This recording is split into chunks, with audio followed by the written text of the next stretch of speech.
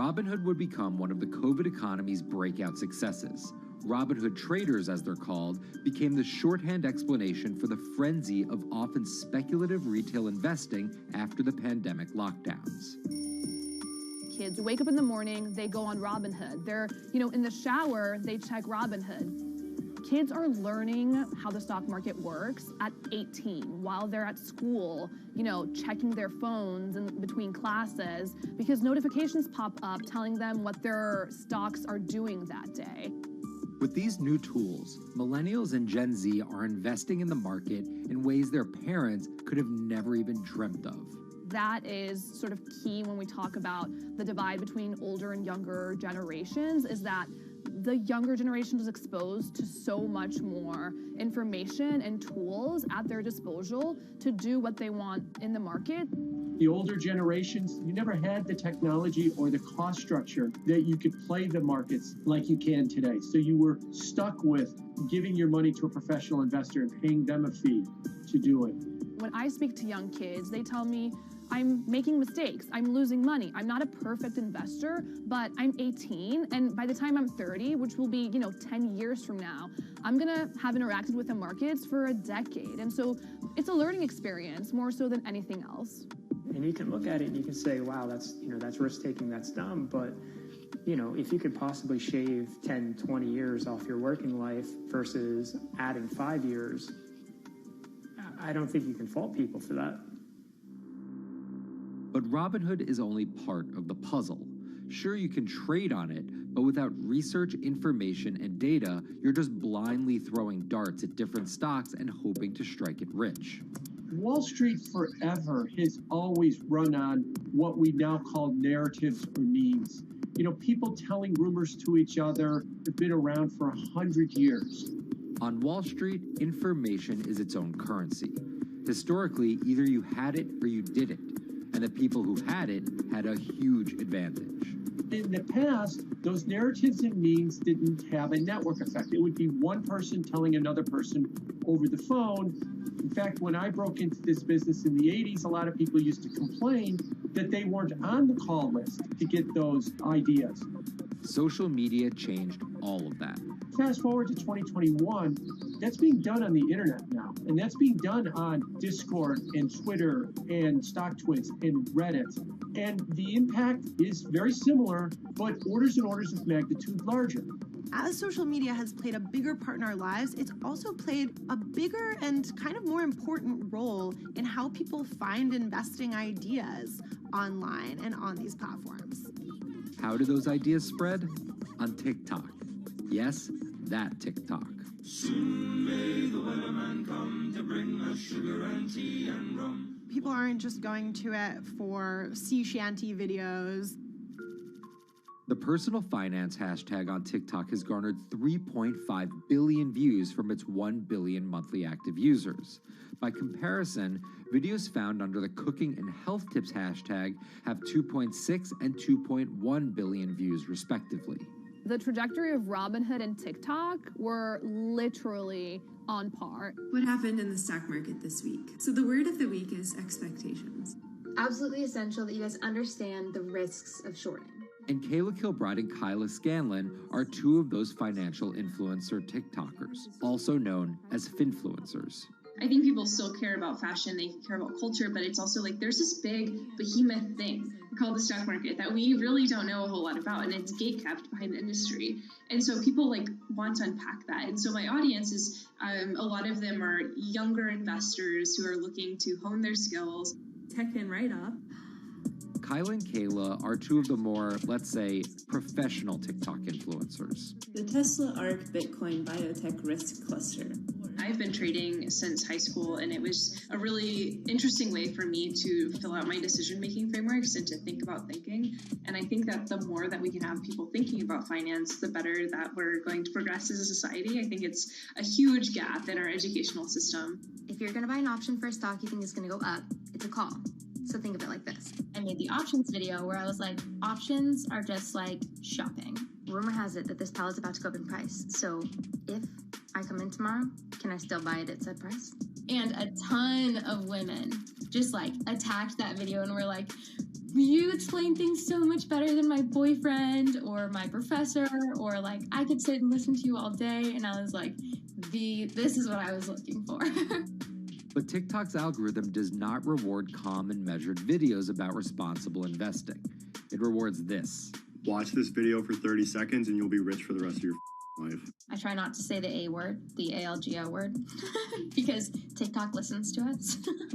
The algorithm does impact how you feel. You know, you do notice which videos do better versus which videos do worse. How do you catch someone's attention in less than 60 seconds? And how do you make it something that they're like, I need this in my life? Nearly impossible to do that in 60 seconds. But the people who perfect it are the people that you're going to watch and going to stick around. And where people are sticking around? Reddit. And its nearly countless subreddits about finance. And by far the biggest one of those is Wall Street Bets. There's a lot of social media platforms out there, but Reddit is like the social media platform for finance. Places like Wall Street Bets is where it all goes down. Started in January 2012, it wasn't long before Wall Street Bets adopted a 4chan-like etiquette, leading to their tagline, like 4chan found a Bloomberg terminal. We had all these unexplained stock moves, and we would be grasping for why stock XYZ jumped 20% in a day. And you would look at Wall Street Bets, and you would see people there talking about buying options in that stock, and it sort of, squared the circle, so to speak, and started making sense. And it was at that point that it was like, wow, we have to start paying attention to this. Some people on the platform really spend tons of time, and others are just looking for entertainment and to have a little bit of fun, effectively gambling or looking for an outlet, trying to make a little bit of money. Then on top of all of that, there were stimulus checks. Now, clearly, this money is going to people who need to use that to eat, to live, but there's a lot of people who use this money to invest in the stock market. And it's not just stock tips. People quote-unquote YOLO their entire life savings or stimulus checks on a single stock. They post what is called gain and loss porn, screen-grabbing staggering hits and misses on stocks for the entire community to see. I'm about to lose everything. And while some of the people on Wall Street Bets are novice investors, the community contains multitudes. In one respect, what it did show us among these network groups is they are very sophisticated. They're not a bunch of ignorant people talking to other ignorant people. And this is where the pieces of the puzzle all come together to wreak havoc on Wall Street for a solid week in early 2021. It's pretty clear that the combination of more people having retail brokerage accounts and trading apps and more people being stuck at home looking for some kind of entertainment and some kind of community online came together in this very singular way. What came together is GameStop. Let's go back to the beginnings of what happened with GameStop a couple of years ago. On the boards like Reddit and StockTwit, a lot of people were talking about GameStop as being attractive value. Some of them are even, Wall Street alums who left the industry and now still have access to tools that they can use to improve their financial well-being and make very good decisions. And I think Roaring Kitty is a perfect example of that. GameStop is one of the most compelling asymmetric opportunities in the market today. Really, I don't understand how you could disagree with that.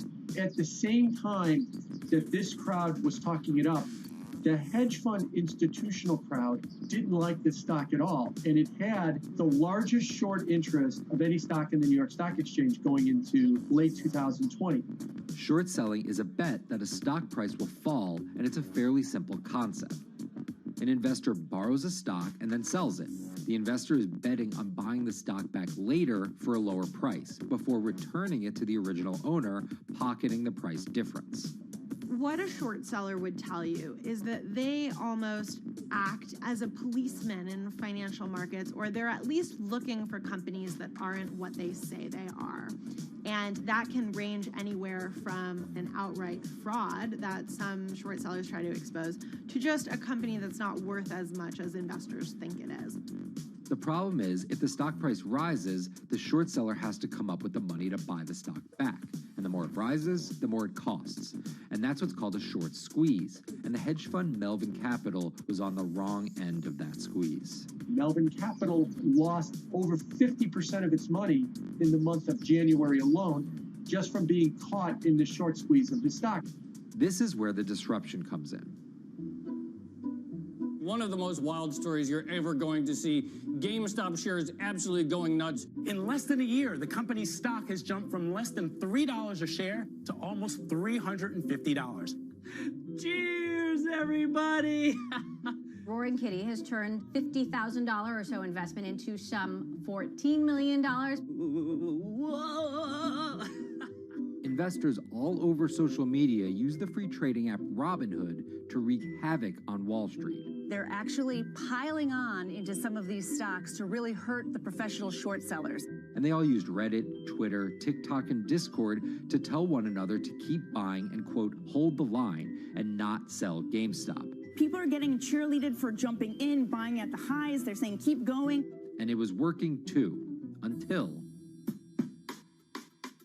Thursday morning, the trading app Robinhood sent out this tweet. In light of current market volatility, we are restricting transactions, including GameStop. People were really angry. Robinhood was supposed to allow the regular people to play the same game these big boys are playing. But instead, we were all taken for schmucks, and they screwed us. Shares of GameStop are jumping again now that retail investors are being allowed to buy shares of the stock. But what we learned is that when people organize online, they have the ability to disrupt the market. And it was a big sign the ivory walls of the institution aren't as powerful as maybe the institutions thought them to be. I don't know if pumping up GameStop was the best use of billions of dollars, but I think that as a signal to society, it was pretty interesting and powerful. the GameStop saga was so impactful that both Vlad Tenev and Roaring Kitty were called in to testify before Congress to clarify each of their roles in the saga. One thing that's emerged from the congressional hearings is that they're interested in how retail brokerages make money and whether they're keeping the best interest of their customers in mind, but it's pretty fuzzy as far as what they would actually do as a result.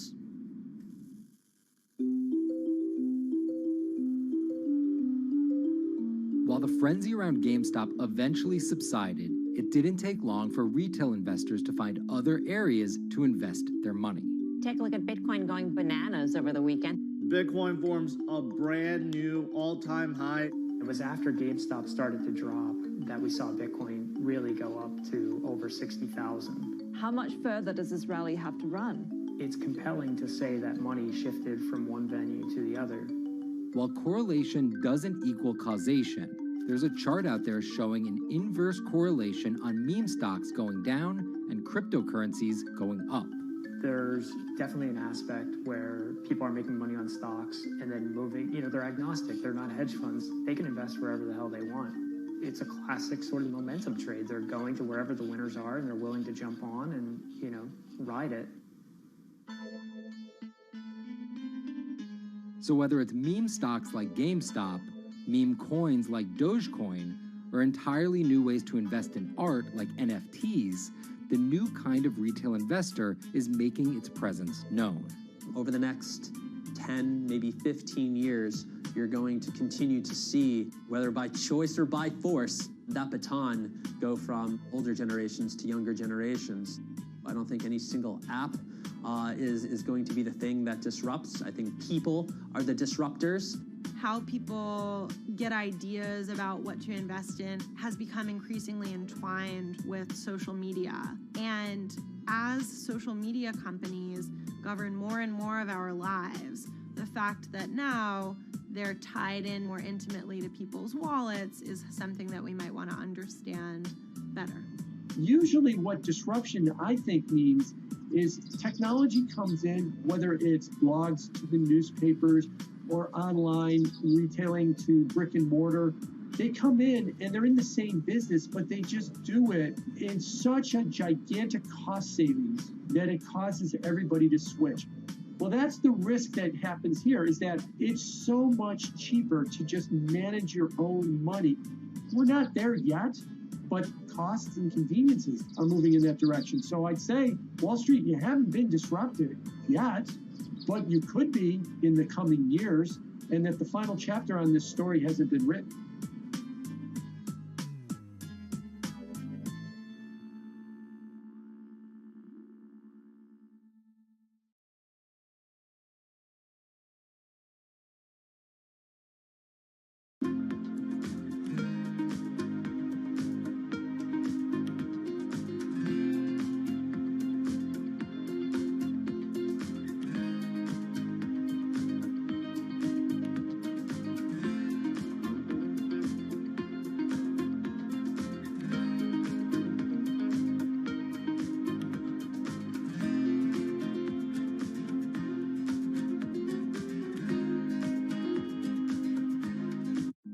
Meet Bloomberg's own David Nicholson. Now, his happy place is out in the field, on the open road.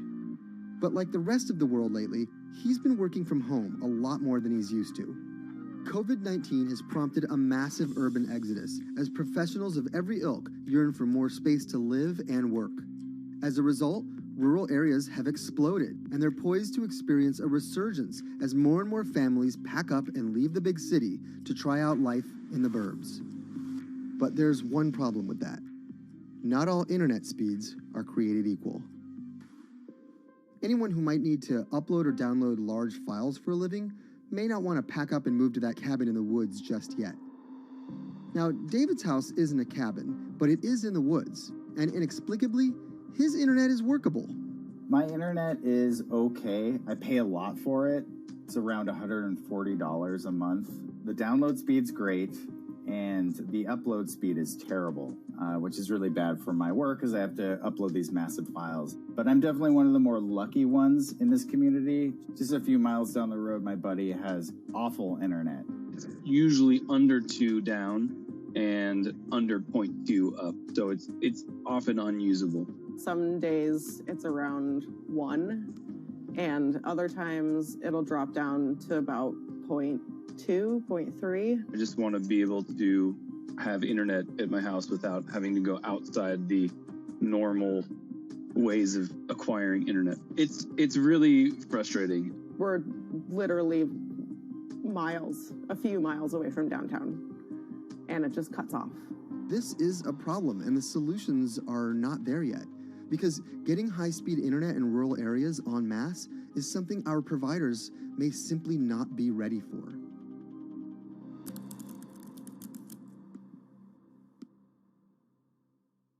If your internet service doesn't have fast download and upload speeds, then you don't have high-speed harmony. You have.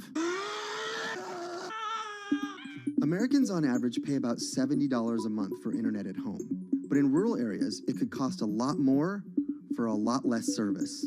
So the pricing for a fixed wireless provider here can be something between $80 and $150 for about 25 megabits per second. However, gigabit service, which is 1,000 megabits per second and symmetrical, is running at about $119 a month or $130 a month. That's John Paul. He co-owns Spiral Fiber, an internet service provider here in Nevada County, California. And for the past 10 years, he's been trying to bring an affordable fiber optic network to town. It all started when he applied to be part of the pilot program for Google's fiber service. Across the country, civic boosters have been going to extremes, chanting, singing, and marching, trying to get the search engine giant to look at their town. The internet these days is crucial to be in the world, to be a part of the world, and to be connected to your community. Google ultimately went with Kansas City, Missouri, which left Paul on a mission to get funding to lay out fiber optic networks for gigabit service. Over the next several years, he would attend conferences and pitch venture capitalists and apply for grants to make his vision come to life. One of the biggest roadblocks to building infrastructure for the internet here in the United States are the existing large providers. They have their land staked out. They would prefer that nobody come in and compete against them. In 2013, we applied for a grant. We went down and met with the commissioners at the California Public Utilities Commission. It was an arduous process to get funded, but we finally did against all odds. We got a $16 million grant, and then we went out to seek venture capital. Then, in March of 2020, the pandemic hit the world. Everybody got locked down, and everybody came home, and everybody started using the internet. And I remember seeing on one of the local fixed wireless providers' websites, they've said, hey, we know you're all staying home, but please don't use too much video, and please don't use too much bandwidth. And I thought, that doesn't work. The U.S. connectivity gap is far greater compared to countries that are considered its peers economically. Some developing nations actually have better internet than rural America, like in Kenya, which has a state-of-the-art fiber optic network fed in from their coastline. The American connectivity gap does largely affect rural areas that are either outside of service coverage or simply prohibitively expensive. This is Rebecca. She and her family moved to Nevada County just a couple miles down the road from David. They took for granted that high-speed internet would just exist in the area, and it's not something they even bothered to check on before buying their house. Turns out, all they got was dial-up. We wanted to move where we had a little more space, room for the kids to run around, just be out in the mountains a little bit more. Having come from a bigger city area where Wi-Fi is pretty readily available, we hadn't really considered that in our purchasing of the house, whether that would be an option or not. When school started, and now that we are remote learning with our children and we're doing everything from home, we didn't have the option to do that at our house. So every day when school would start, we'd have to pack the kids up and we'd go to my in-laws' home. They have a little cabin up in this area that does have Wi-Fi already. Rebecca's situation is the norm in rural America. According to data from the Federal Communications Commission, just 4% of urban Americans lack access to broadband internet. That's compared to almost 40% of people who live in rural areas. But while that was the case, there were also racial and socioeconomic divides in terms of who had that access. In addition to that geographic difference, low-income African American students, Latino students, and first-generation college students were more likely than others to have only one device at home that's shared among multiple siblings and or lack access to that actual connection. For most American towns, there's also a lack of competition, forcing internet prices up. And large providers like AT&T and Comcast aren't incentivized to expand service to these rural communities. This is how Xfinity makes life simple, easy, awesome. So in our area, we have a small imprint of Comcast, but they're not going to go out to the more rural areas. It's just not cost effective for them to do it as a large company. In order to lay fiber cable, you're actually physically digging trenches into the ground. And for internet service providers, they're primarily focused on maximizing their profits. And so the fewer customers you have, in any square mile and the more fiber you have to lay, that's just kind of harder to pencil out from a purely economic standpoint. AT&T released a statement on the matter, expressing the need and desire for government assistance to fund fiber optic expansion to areas deemed unprofitable.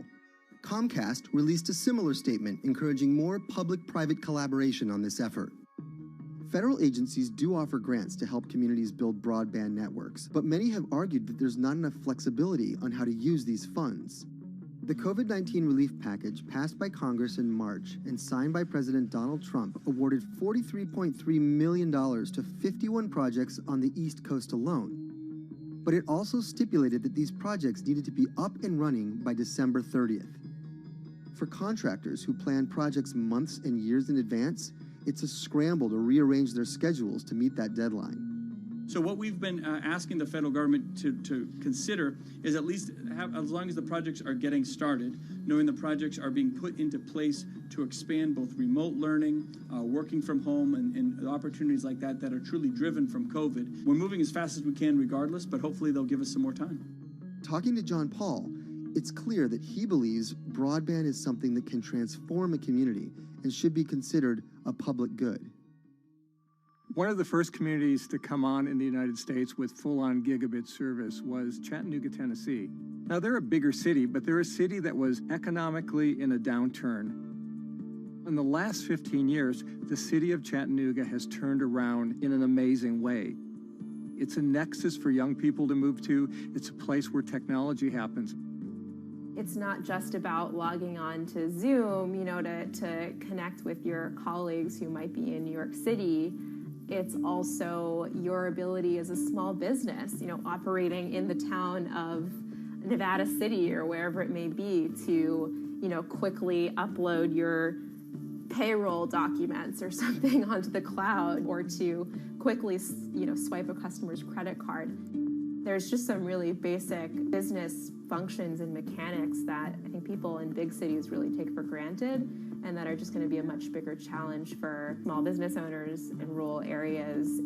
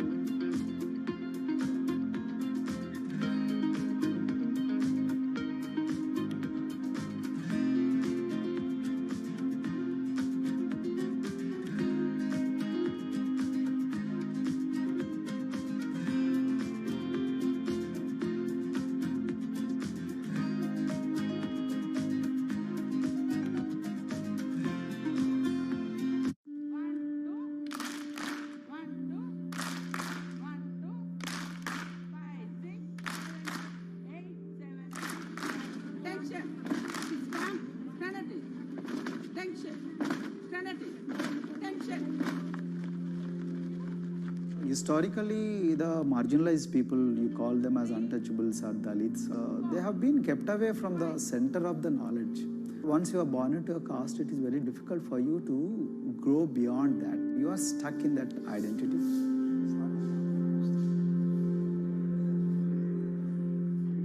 I think education is the best way of liberating them. So that's how I chose to work in education sector.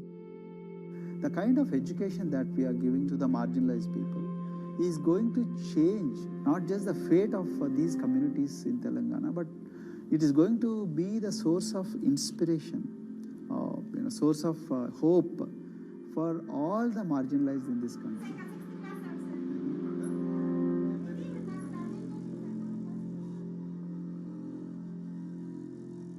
Greatest blight in India is the system of caste. For generations of Indians, the social code known as the caste system has defined how people earn a living and whom they marry. Although outlawed 7 decades ago, castes remain a significant factor in deciding everything, from family ties and cultural traditions to educational and economic opportunities. Dalits, people who are on the lowest rung of the caste system, constitute almost 1/5 of India's population of 1.3 billion. Not able to afford the high tuition of private schools, many are forced to attend government-funded institutions, which in the past have suffered from poor infrastructure, lower education standards, and high student-to-teacher ratios. But Dr. Praveen Kumar is trying to change that.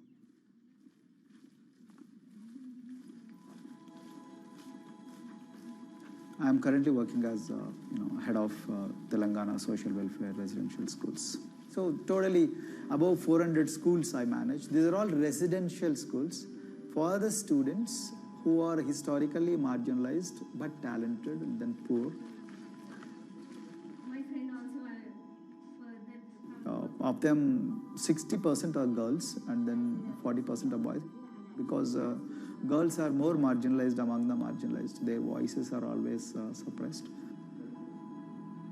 My approach to improve the conditions in the schools has been put your eyes and ears on the ground always. Talk to the parents, talk to the teachers, talk to the students, stay in the schools and then understand their problems, their challenges, both in classrooms and then the corridors and the dorms. Then go to the dining halls and see what kind of food they are eating, and then go to their homes and then what kind of food they are getting and what kind of challenges the parents have. Very good. And class? One of the important changes that I brought in after I took over was to complete the transformation of mother tongue to English medium, because English medium, as I said, English is the language of emancipation. A language that connects you to the whole body of knowledge in the world. So we had to train a lot of teachers. Refer to the dictionary also, okay, and find out the new meanings. As well as you're going to describe about. Hey, Richita, how are you? Hi, Sindhu. Fine, thank you. And how about you? I'm fine too. It's been a long time. Identity is extremely important. There is a scientific evidence to prove that your sense of identity is extremely crucial to your growth as a successful human being in your life. If you accept an identity which is very humiliating, which reminds you of very painful past, I think that identity will not help you to grow. I'm not saying that you should forget your past. I'm not saying that, but that should not be the bubble in which you must live always.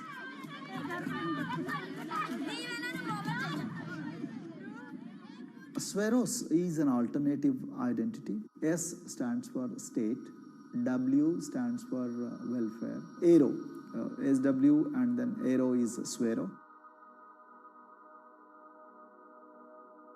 So the idea is your dreams have to be skybound.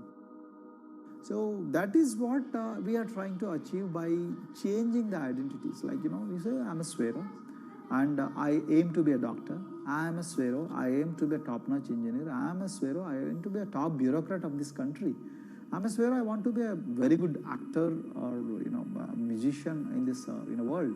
So these are the positive images that are associated with identity.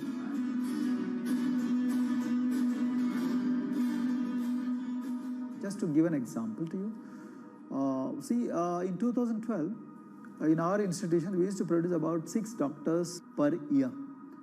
But because of our, this self-liberating ideology of Sveroism, we have, this year, we have produced about 189 doctors.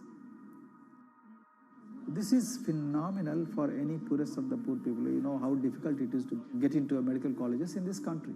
So, but today, because of this ideology, the students have been able to achieve this, feat. Pujita has been a farm laborer, and her parents themselves are agricultural laborers. And then this girl used to sell vegetables, but thanks to the residential education institutions, she came to the Gaulidoddi campus, and then she toiled very hard for 1 year, despite many problems. And today, I'm so happy to share with you that she has joined one of the prestigious medical colleges in the state of Telangana, Usmania Medical College, and then in future, she hopes to be a gynecologist. So this is the journey our children are hoping for. Similarly, the Mount Everest expedition. Mount Everest expedition, we are very fortunate enough to place the youngest ever female in the history of this world on the peak of Mount Everest. How did this happen? It's all because of an ideology that helps you to liberate yourself.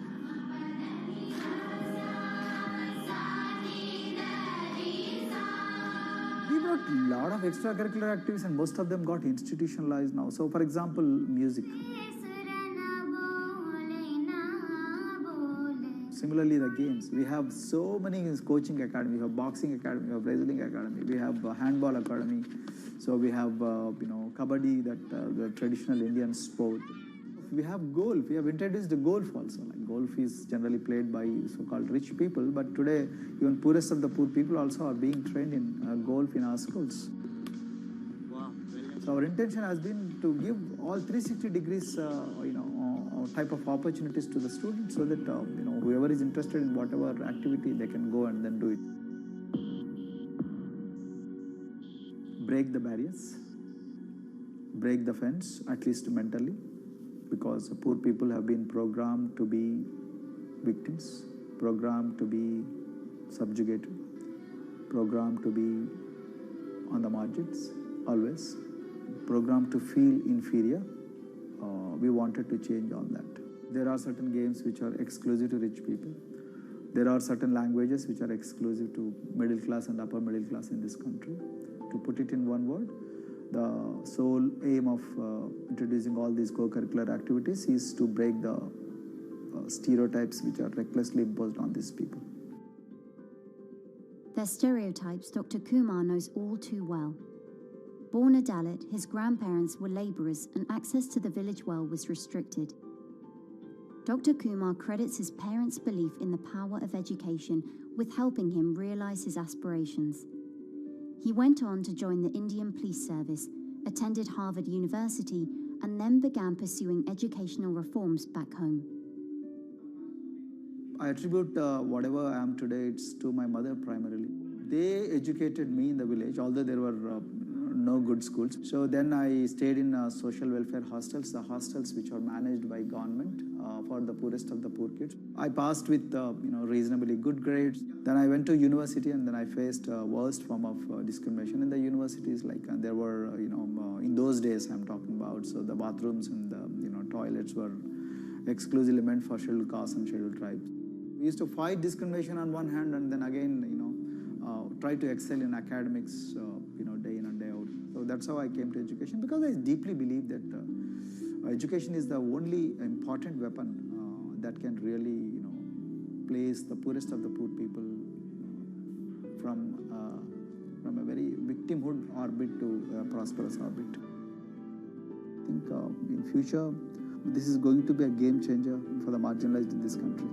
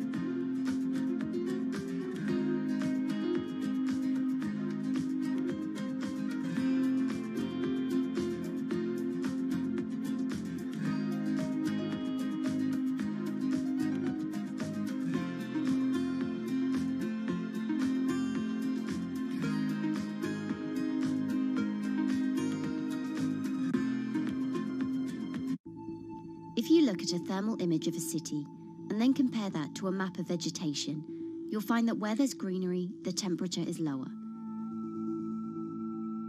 That's because things like asphalt, concrete, and shingled roofs absorb more heat from the sun than trees.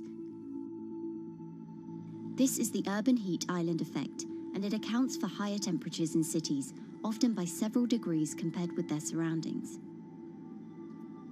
It's becoming a huge risk to human health as growing urban populations exacerbate the heating effects of climate change.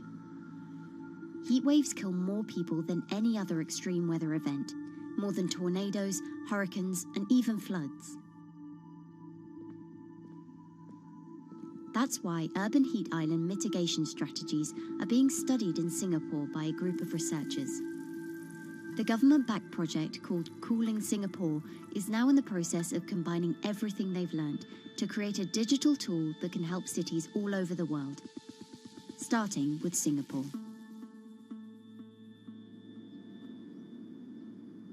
In Singapore, close to the equator, temperatures regularly rise above 32 degrees Celsius or 90 degrees Fahrenheit. And the city structures only make it worse. And that is also the case for Singapore, which is basically a concrete jungle, more urbanized, more developed city. And even in Singapore, what you have is a situation whereby there's a temperature difference of 7 degrees Celsius between the more urbanized and the more rural areas. The government has taken drastic steps to keep temperatures down. This is Gardens by the Bay, an award-winning park. And inside this greenhouse is a pleasant 24 degrees. That's because the dome, along with 24 nearby towers full of thousands of people, is chilled by what's probably the world's largest underground district cooling system.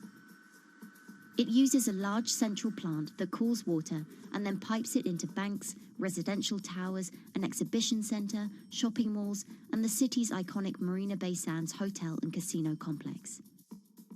So one of the biggest perks of using this system for the buildings is that they can save 40% in terms of electricity usage compared to your traditional air conditioners. And with Singapore relying on natural gas for most of its power, this new system means emission savings equivalent to removing 10,000 cars from the city's roads. That has big implications for the rest of the world. If things stay as they are, more than a third of the world's electricity could end up being used to cool buildings and vehicles by 2050. As the world gets hotter, gets warmer, there is a greater need for air conditioning and as well as refrigerators, for instance. And the more people are buying these household appliances, the more energy usage they use, and they release heat more, and that then exacerbates climate change. It's a vicious circle. And so since 2017, researchers at Cooling Singapore have been identifying design solutions that reduce our need for so much cool air in the first place. One thing many cities have in common, and that's the importance of vegetation. That's a very important measure to mitigate the urban heat because of the shading effect, of course, and the psychological effects of the vegetation, and also because of the possible evaporative cooling effect of the vegetation. Vegetation can be, of course, on the ground floor in form of trees and shrubs, and you can walk under them. This is the so-called canopy layer that the vegetation forms above us. But vegetation can also go up the facades of buildings, and it can go to the roof of the buildings. Luckily, Singapore has been striving for the garden city feel for quite some time. It was a vision initially introduced by then Prime Minister Lee Kuan Yew in 1967 to make life more pleasant for people. And today, Singapore is one of the world's greenest cities in terms of urban vegetation. Kampung Admiralty, a community centre that contains health facilities and social spaces, now provides more green space than the plot of land it was originally built on. It's topped by a roofscape of staggered terraces covered in local plants, which functions as a community park. And a village green in the centre that contains farm plots for residents to tend to.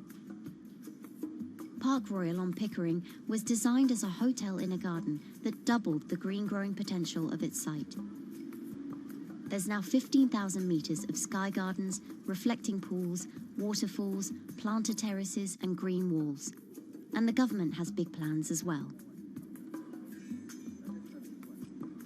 Singapore actually has a plan to plant 1 million trees and add more green spaces over the next 10 years. It is actually a mix of wanting to reduce the urban heat island effect, but on the other hand is also to get the people to be more connected to nature. But it's not enough. The city-state has still been warming twice as quickly as the world average over the past 6 decades. That's why Cooling Singapore has developed a catalogue of other potential heat mitigation measures. When you try to mitigate the urban heat island effect in a city or in any building, in a village as well, the first place to start is by shading of the windows. You have to keep areas clear so that the wind can move through it. Water of a certain depth can act as a very good thermal buffer. If you have to construct heavy buildings such as high-rises, at least you can make the surface, the facade, less heavy, and you can protect it from direct sun penetration. You have to make sure that no combustion engines will be in the city in the middle, in the medium to long-term range. So ideally, the electricity production is outside of the city, and you bring just the clean electricity into the city. You can at least minimize the use of energy in the city, and you can start to slowly convert the roofs, the facades of the city into production areas for renewable energy.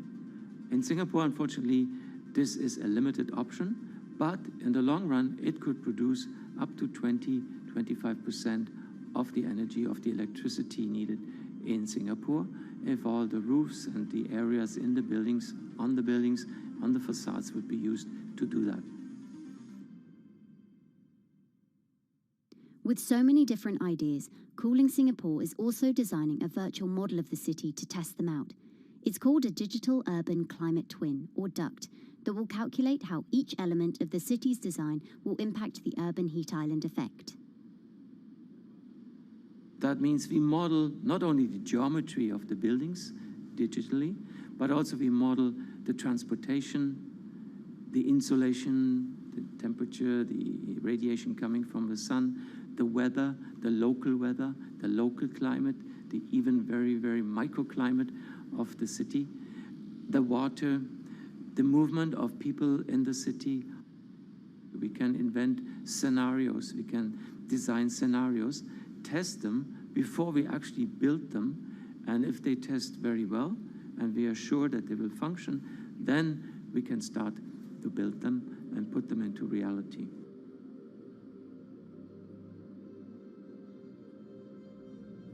Singapore will be using this new tool to figure out which actions it should take next.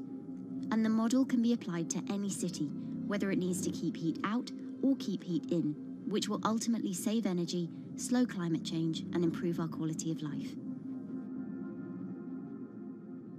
So this is something that Singapore will be able to export, maybe even together with its city development systems that it already has.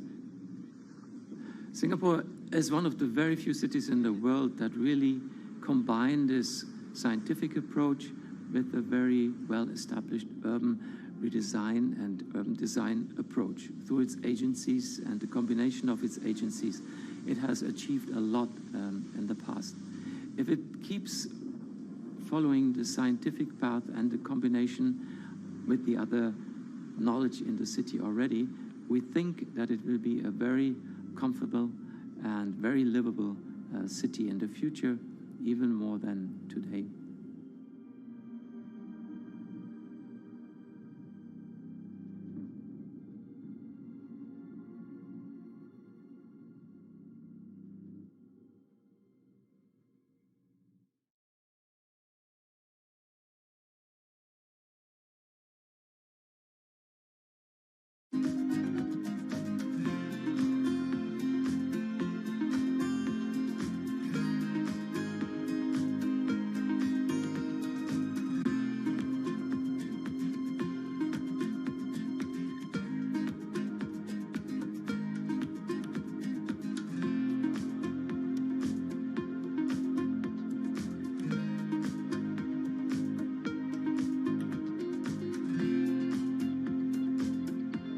Times are tough.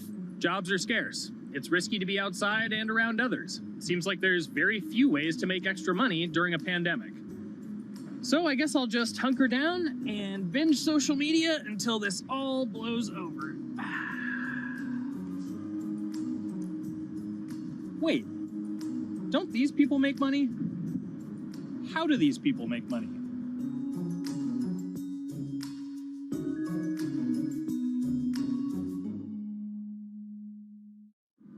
Streamers, YouTubers, Twitch stars. How do they make money? Is it a lot? Is it a lot of work? I know, I gotta ask somebody in the biz, and I got just the guy. Austin John Plays. This is your full-time job now, right? As of November of last year, yes. This was always just kind of like a side thing. Like any money that I made from doing my videos and whatever else, I never touched that because I didn't really think of that as being like real money. And then it started coming in more and more. And then it was like I hit my first day that I broke $1,000 and I was like, this is actually going to be money.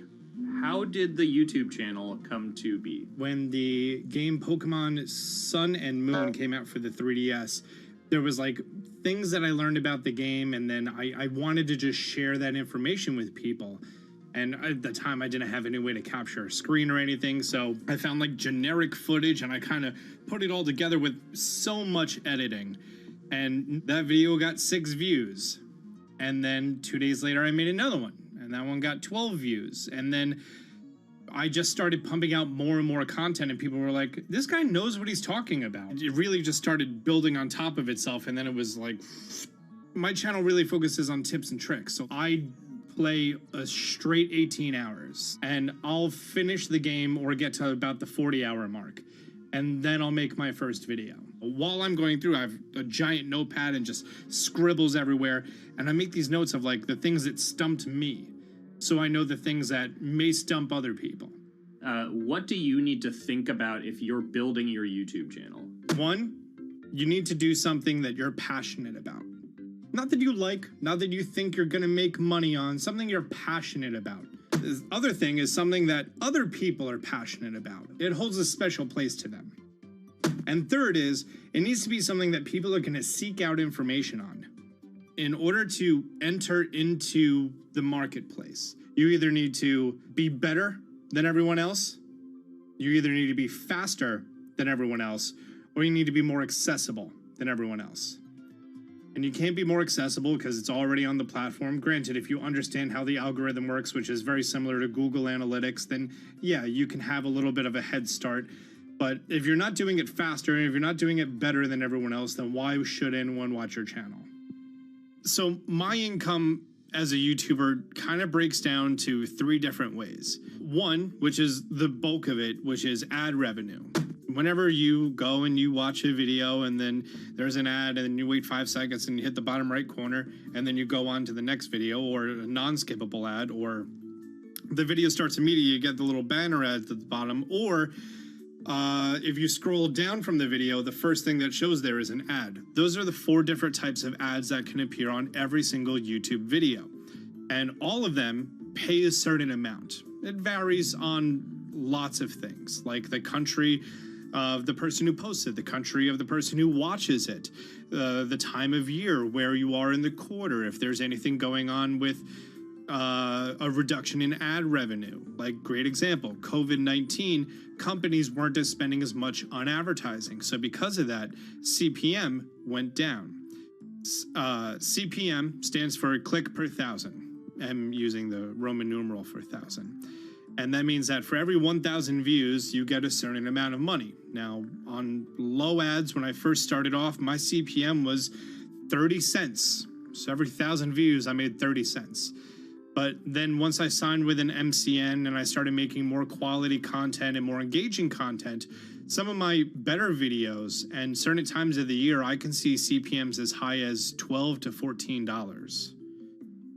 And there's a big fluctuation between, you know, if I post a video when there's no ads being spent, like January and February, that's the reason a lot of your favorite YouTubers and also TV shows don't post new videos in that time of year because ad rates are down. Why are they going to make content then? Instead, you're recording and you're bulking up for when ad revenue is higher.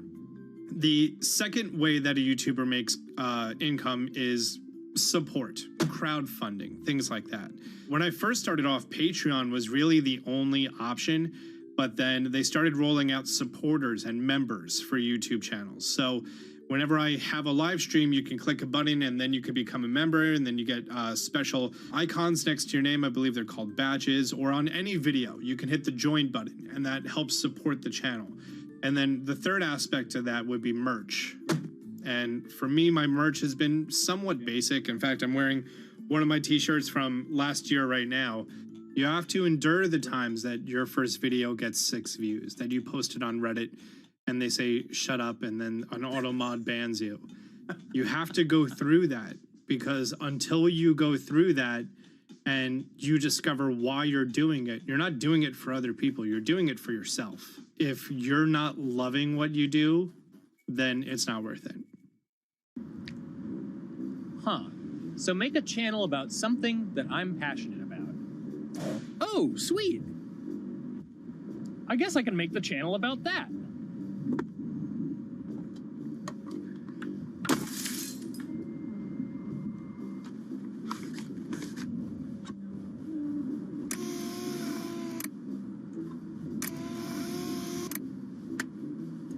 Now, how do I grow an audience?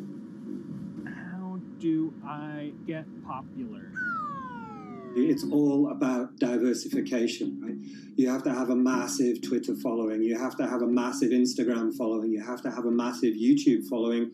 Of course, you have to be on Twitch, which is the key platform. But basically, any way you can get in front of your audience, you can engage with your audience, is going to drive those clicks, which ultimately drives the advertiser revenue that you get back from all of these platforms. It's me and Dan playing video games and talking in a funny manner over them. They're not just people who are good at games, they're actually people who are good at online engagement, online entertainment, first and foremost. You have the right to remain stylish. Anything you wear can and will be used against you in the court of fashion. The streamer is either very, very talented at the game. The best player in the game is generally going to draw a crowd because people like watching people who are very good. On the other hand, they're either very, very good or funny, charismatic, whatever it is on that side. Oh, no.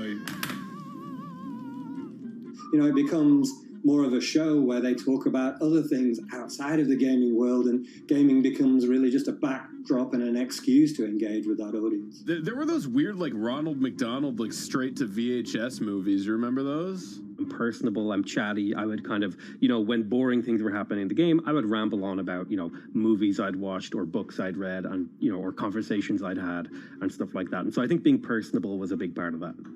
It's not just getting on and playing games. It's getting on and being an entertainer. You are putting on a show. All right, now let me go ahead and grab the samurai sword that every gym has. Okay, he's dead. To have a larger audience and to have that audience, I think, stay with you, you have to bring something extra. You have to find your niche. You have to find what works and what connects with the audience and what makes them laugh and what makes them keep coming back. You gotta make it a little more exciting, all right? Throw in a hanging bishop. Have everybody in suspense for a moment. I think the real most important thing is to just get used to being on camera. Like in any sort of performance thing, is get used to talking on camera. My first few videos were terrible, but because I sat down and did it for 6 to 8 hours a day, I just got used to talking and I got over that uncomfortable hump. If you go into Twitch purely with the expectation that you're going to make money, make a job out of it, have all this growth, and it's going to be great, you're probably going to burn out prior to getting to that point because there's very little payoff for a long time, right? Like multiple years generally before you really start to see a payoff. And so, those first few times you're streaming, nobody is there. One person shows up every 30 minutes, says hi, maybe, and leaves, right? Like, it's very discouraging, I think, for a lot of people. And so you have to be there just loving it. You have to love talking to yourself when nobody is around. You have to love just the game that you're playing, all of that stuff, because it takes a while, and I think a majority of people burn out prior to getting to the like profitable point of it. And there you have it. My very own YouTube, Twitch, Discord, and streaming channels all ready to go live. It's a veritable social media ecosystem just on the verge of thriving. So, don't forget to smash like and subscribe, and visit my Patreon for perks. Also, go to my merch page. And one last thing, stay cool, my friends.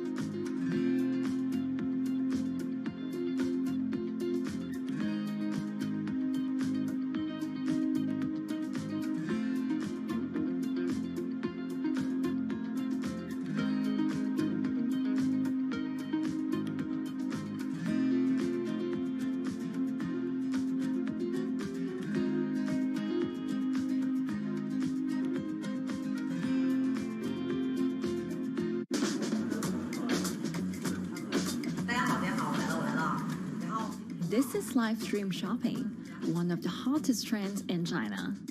Every night, tens of millions of people watch live shows hosted by influencers like Thea and buy the products they recommend. On e-commerce and social apps like Taobao and Douyin, the sister app of TikTok. 我觉得已经改变了大家的购物的方式。其实各种各样的产品，哪怕你不买，你也可以来看。当然，你看了你就有可能会买。It's not about, only shopping. It's about the experience. It's about having fun. You got to see 3D. You got to see in some kind of action. It's almost like a theater act. The internet craze has taken over China. By the end of 2020, the country had almost 400 million live stream shopping users. China's live stream e-commerce market has also grown dramatically, with an estimated value of $161 billion in 2020. It's becoming popular outside China as well. So, is live streaming the future of shopping?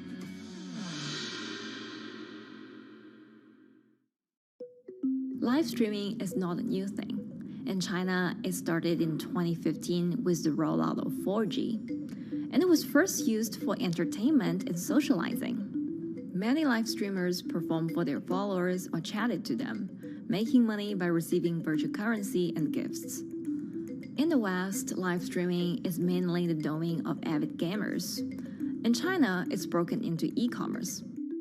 China actually has a very big e-commerce empire, so it uses these super apps, what we call, that you have payment, you have search of information, you have recommendation system, and you have huge amount of goods available on the platform, and as well as a lot of consumers. So with this advantage, they merge these features of live streaming to make the influencers actually sell goods. Here is a perfect choice. Nice neutrals, beautiful print, nothing overwhelming, and the warmth and comfort of flannel. This is item. Traditional TV shopping involves a one-way direction, whereby a host introduces a product, demonstrates certain things, and say, call this number or something. But live stream shopping is live. That in itself is a very, very big difference. It causes different psychology, and live stream shopping is a very entertaining way of actually engaging someone else. When you shop, actually, this live streaming video will continue. It will minimize into a corner, and you can buy the items and pay all on the same app. And after that, the live streaming screen will just enlarge by itself, and the promoter will come back to screen. So it's very convenient. Taobao, one of China's biggest e-commerce platforms owned by tech giant Alibaba, added a live streaming function in early 2016. In the following years, other e-commerce and social platforms like JD and Douyin also integrated this feature. 开头的时候还是有很多的挑战的，对画面的这个流畅，然后是否能够很真实的去还原商品，它其实在这个上面是有很高的这个门槛跟技术的这个卡口在的。不不管是我们的这个用户的接受度，还是商家的这个的这个难度都很高。但是这几年下来，基本上难点在不断被突破的。Over $70 billion worth of goods was sold via live stream on Taobao in the year through March 2021. Latest surveys show that over 60% of live stream users in China were watching shopping shows, and over 65% of them shopped at least once via live stream. In 2020, live stream shopping got a huge boost during the pandemic, when millions of people were in lockdown and many retailers were pushed online. People, during the lockdown, felt like there's a need for more social interactions. This live platform creates an interesting kind of environment that gives people the sense that I'm actually interacting with you. And then live stream shopping brings in a lot more variety of things that people could buy and satisfy, the sense of like losing control, especially during the pandemic. At the heart of this craze are the top influencers who have tens of millions of followers and sell products worth millions of dollars every night. They often use their star power to get bargains from retailers, which in turn boosts their own sales and influence. So if you think about China's live streaming, you have to know the king and queen of the influencers. The queen of live streaming, Via, she is actually having the biggest viewership and the biggest sales volume for a long time on Taobao platform. She can sell everything from like Gucci sunglasses, lipsticks, homes, and cars. One time she offered her followers to go on a Tesla ride with her, and she even, for once, sold a rocket launch in her live streaming room for 40 million yuan. The king will be Li Jiaqi, more widely known as Lipstick's brother. He used to be a cosmetic sales before he turned into live streaming e-commerce, and he knows a lot about the cosmetics. So he's the one that will actually put the lipsticks on himself when he's on the show. Top live streamers like Via and Li Jiaqi have become celebrities in China and can earn millions of dollars a year. Although not everyone can be as popular, mid-ranking live streamers like Tiffany still earn a good income through sales commissions. 如果说单从收入方面来讲的话，那主播的收入是比普通的工作要高很多。但是呢，主播这个工作时刻对身体，包括对精神都有很大的一个考验的。就是每天需要集中精力，然后长达5-6个小时，这种状态是很累的。而且这5-6个小时的话，你是脑子是不停的，然后嘴巴是不停的，然后手也是不停的，眼睛也是不停的。像我们做主播，不是说单一的只做直播一件事情，然后还会有选品的一些工作，然后还会有一些其他的事情排在里面，其实是没有个人生活的。那我觉得增强粉丝影响力的话，不是说某一件事情。可能今天做了什么事情你就增大了影响力，而是每天不断的内容的输出，粉丝不断的可能对你的了解，慢慢的信任你。里面有芝麻酱的味道，如果吃不习惯的话就慎买。A lot of successful live streamers are generally very good at communication. They're very good at articulating very simply what a product does, what a product doesn't do. In order for them to sell, they need to be trustworthy and appear trustworthy, and they need to show in some ways that they're authentic, right? So for Via and Li Jiaqi, they are able to articulate that quite a bit through their body language, through what they say. For example, Li Jiaqi will also sometimes say bad things about certain products because to him that's his honest opinion, and sometimes people want to hear that. And so they seem very credible, they seem very trustworthy, and don't forget, they're also very entertaining and very interesting. If you're familiar with Li Jiaqi, he won a Guinness record for like the most lipstick applications to models in like 30 seconds. So if you're able to create a lot of buzz with interesting things that you do, people who may not want to buy lipsticks will also stream in just to watch what he does. And then from there, you might get hooked. 这就是你一般女生出门的时候涂的口红的颜色。Live streamers also use sales techniques such as limited time or supply. This sense of scarcity can often encourage viewers to buy. The platform in itself creates and enhances some of these things because you see it live. Something we call social proof has taken over, meaning that, hey, other people are interested, other people are joining in, other people want the same product. and they add it in the chat and they ask questions and they say, oh, I want this too. What happens then? It makes the whole product even more scarce. But it's not just influencers. Local farmers, luxury brands, even mutual funds have also started their own live stream shows. Working with very top-tier live streamers can be risky. It's not necessary that the benefits will end up with the brand. So we see company executives opening their own shows. And we see like P&G have their own sales room, which runs shows every day as well. We also have like local governors in like small towns to sell their agricultural products. So the live streaming is definitely transformed the way product owners can think about how to reach their consumers. And it enables a lot of players to actually sell. Live stream shopping is going global. Merchants in Southeast Asia have embraced this trend. And in the West, Amazon has upgraded its live streaming function, adding interactive features like chat rooms. Companies, including Google and Facebook, are also developing and investing in technologies to integrate video and e-commerce. 直播电商它其实已经开始成为主流，它未来的发展空间跟潜力都是巨大的。接下来大家会越来越依赖这种购物方式，会变成一个比较日常化、比较规范化的这么一个趋势。If you look at the numbers alone, their numbers alone, Li Jiaxi's numbers or Via's numbers, you know that they can sell and you know that they can generate revenue. Are they able to sustain it over a long period of time? It depends on how innovative they are at changing some of the things that they do. But you can't expect consumers one day turn into virtual shopping for good. There will be the nature of us that crave to go into the store, to touch the goods and actually wear it and see how it looks like and walk around in that with our friends. And those things wouldn't be replaceable with live streaming.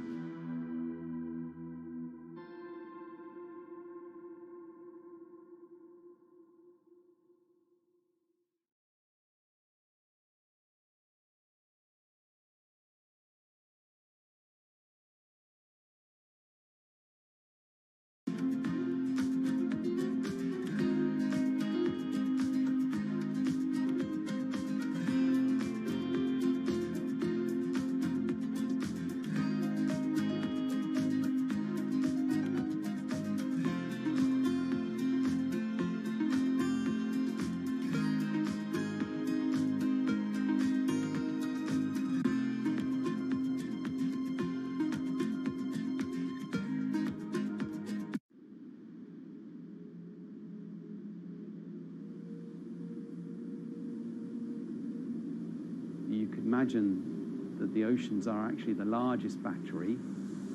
We're storing huge amounts of energy in the oceans.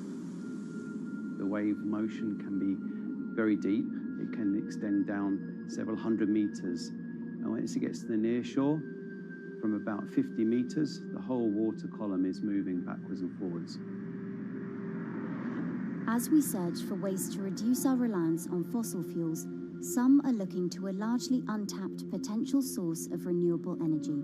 In theory, waves off the coast of the United States alone could generate over 2 trillion kilowatt hours of electricity a year, enough to power more than half of the country. Waves intensify and subside not as quickly as the wind, and that means that it can produce a smoother power generation curve. One of the potential advantages of wave energy is that it could act as a complementary source of power compared to other renewables on the grid if it were to be scaled up to commercial scale.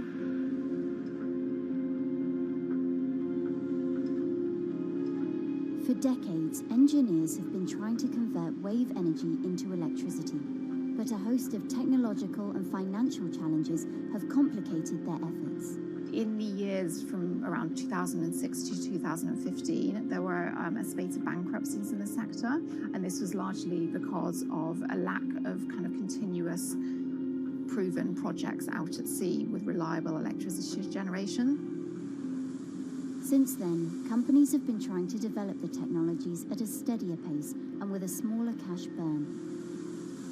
But the same questions remain. Can companies develop devices and technologies that actually work? Is wave energy just a novelty or something that can become a major renewable energy source?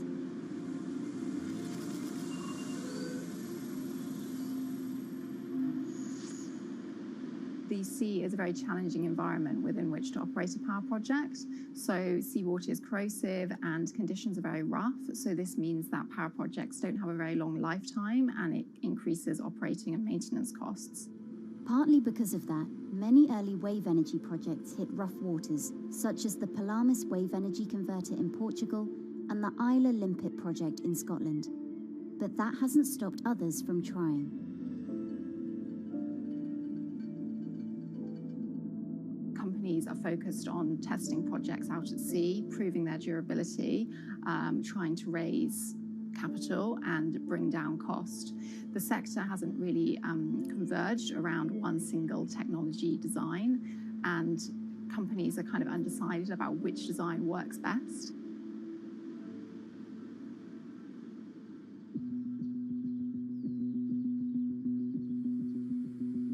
Finland-based AW Energy is a veteran in the sector.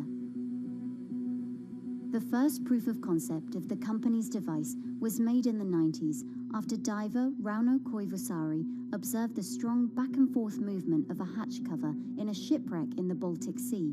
The waves are generated far from the coastline, so the wind blows on the surface of the water, causing the water particles to rotate. And that rotation extends deep down below the surface, and the waves can be very long. They can be several hundred meters long. And as they come into the near shore, this rotational energy turns into an elliptical energy, and eventually backwards and forwards, as you probably noticed if you've been swimming on the seashore in large waves, you're pulled in and out. That's the energy that we're extracting. But there's a sweet spot where we deploy, so around 10 to 15 meters of water depth. That's where there's still strong wave energy coming in. After years of research, prototyping and testing, the company has deployed Wave Roller, a 350 kilowatt device in the waters of Portugal. Wave Roller has an 18-meter wide and 10-meter high steel panel fixed to the seabed via a floatable foundation. The panel moves back and forth with the waves, capturing the energy. It's submerged in the depth of 15 meters, so it's protected from the extreme waves. We generate electricity by capturing the movement with hydraulic circuitry in a machine room underneath the surface. That hydraulic energy we turn to electricity with hydraulic accumulators and hydraulic motors, and also a generator. The Wave Roller has survived large waves at sea for over a year and delivered electricity via an underwater cable to the grid in Portugal.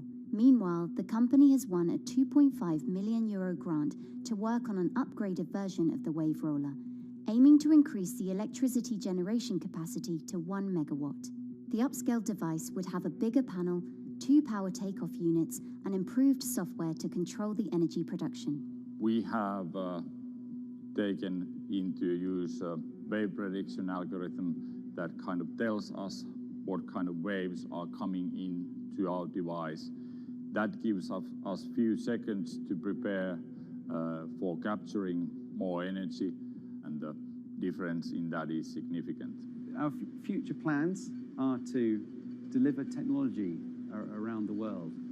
So I'm hoping we can be working on delivering technology to projects in Asia and also in the American continent as well.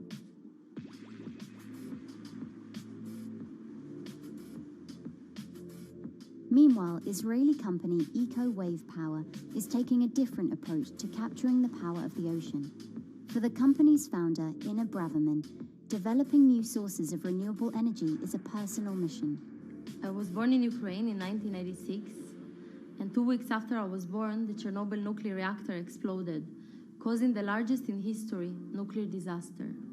I was one of the babies that got hurt from the negative effects of such explosion. I had a respiratory arrest and a clinical death. Luckily, my mother, a nurse, approached my crib on time and gave me a mouth-to-mouth resuscitation, which saved my life. I got a second chance in life and decided to do something good with it. Growing up, Ina wanted to be a politician to positively change the world. After working as a translator at a renewable energy company, she decided to change paths. Solar and wind energy were fully commercialized. There were a lot of amazing technologies implemented everywhere.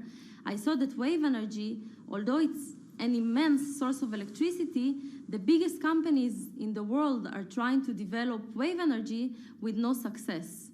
And there was kind of a race going on in the world of who is the company that is going to develop a viable wave energy solution first. In 2011, the then 24-year-old Inna co-founded EcoWave Power. Instead of installing devices offshore, the company's devices are attached to existing breakwaters, jetties, and piers.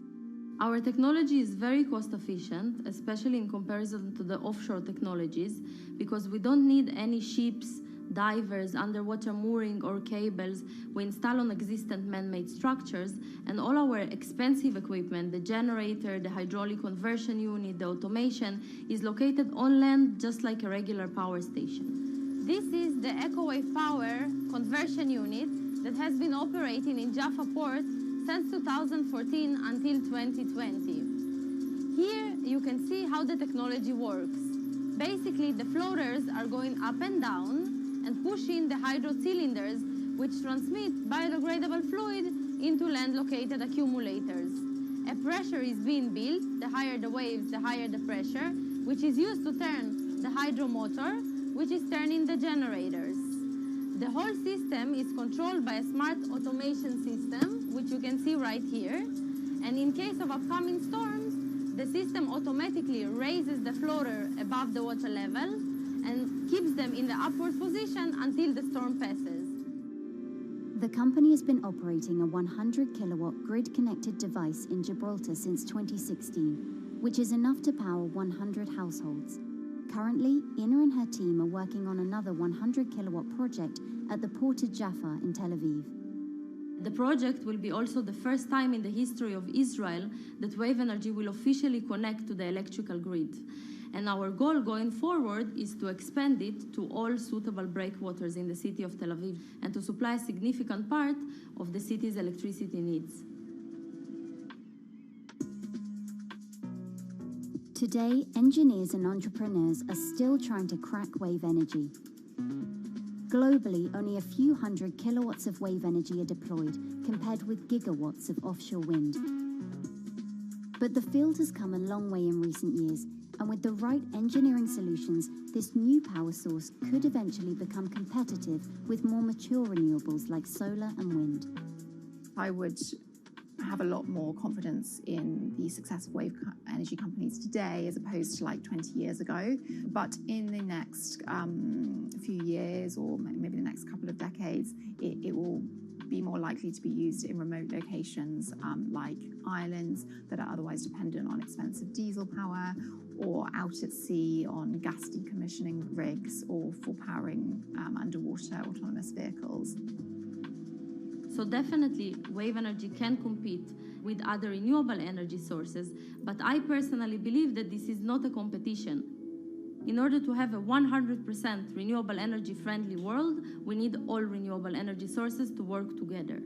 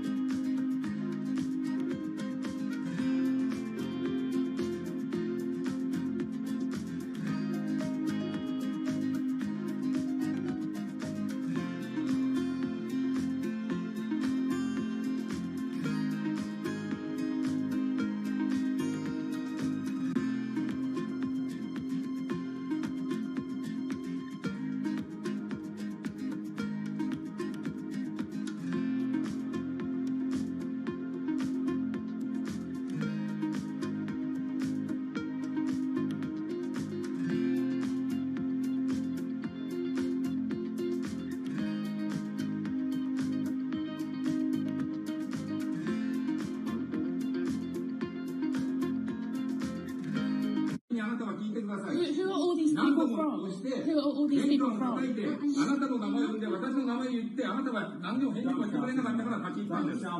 So can you please tell me? I'm not going to... please wait. You know, I've covered a lot of companies. I've covered a lot of Machiavellian companies where, you know, people play rough. I don't think I've ever seen anything on the scale of Nissan. He is making you, but you act from this side. I mean, it's corrupt. One of the most dramatic elements was Ravinder Passi's home being raided by court officials in Yokohama. You scared me. You scared my children. I worked in Nissan for 16 years. So Rav Passi's journey into the darkest recesses of the Japanese corporate world started when he was the general counsel, the highest corporate lawyer position in the company. In the past few minutes, Nissan has revealed that its chairman has been arrested after allegations of serious misconduct. He was tasked with investigating Carlos Ghosn. And he was told, conduct an internal investigation and get to the heart of the matter. And then along the way, he started to notice serious conflicts of interest. He is one of the few people who knows an extreme amount of detail regarding the alleged crimes by Carlos Ghosn. And he's now ready to tell his own story on the record about some of the events that happened.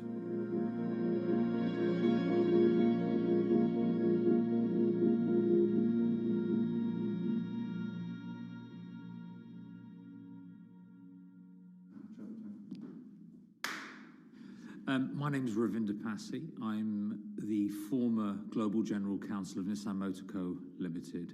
And you could say, yes, I had a front row seat in terms of what was going on. When Carlos Ghosn saved Nissan years ago, he was depicted in Japanese comic books as this hero, and now maybe we'll see comic books where he's the villain. In corporate Japan, Nissan was quite an unusual company. It was led for 2 decades by a non-Japanese executive.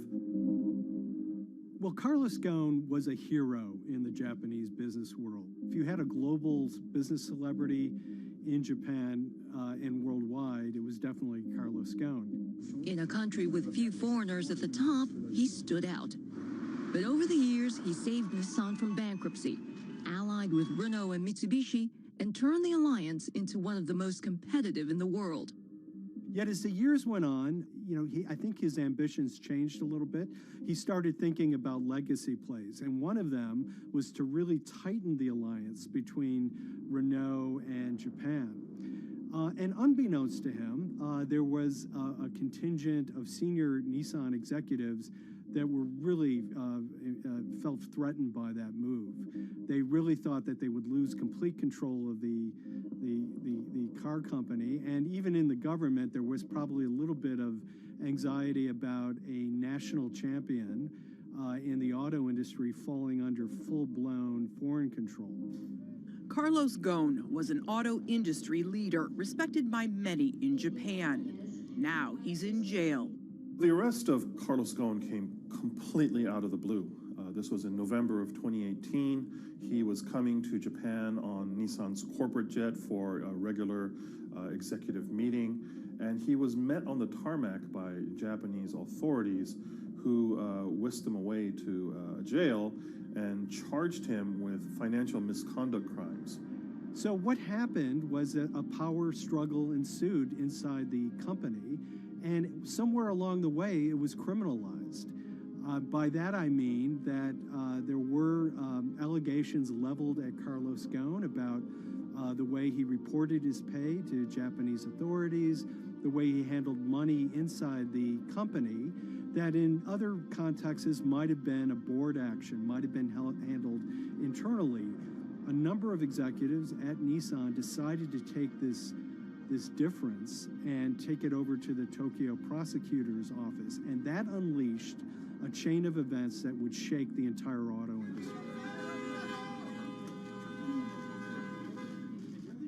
So after Carlos Ghosn was arrested, Nissan launched an internal investigation into the events that led up to his arrest. So Rav Pasi was tasked with investigating Carlos Ghosn, and he was told, get to the heart of the matter, find out what Carlos Ghosn did wrong and bring it to our shareholders. It's really complicated because you had various things coming out of the weeds. 2018, the investigation has started, and we become aware of matters in terms of conflicts, actions by certain individuals that cause some concern because things might not quite be what they seem. So in our story, we really took a close look at Harinada and his role in Carlos Ghosn's downfall. Harinada is one of the most fascinating figures inside Nissan. He's also a lawyer. He's originally Malaysian. Hello, Mr. Hadi. And he had a meteoric rise through the company and became very, very close to Carlos Ghosn and other top figures. He had a front row seat at all the major strategic deliberations at the company. And when he discovered that Carlos Ghosn, as his final legacy play, was going to tighten the relationship between Renault and Nissan, he made a decision to go against Carlos Ghosn. And he became one of the key figures that decided that Carlos Ghosn had to go.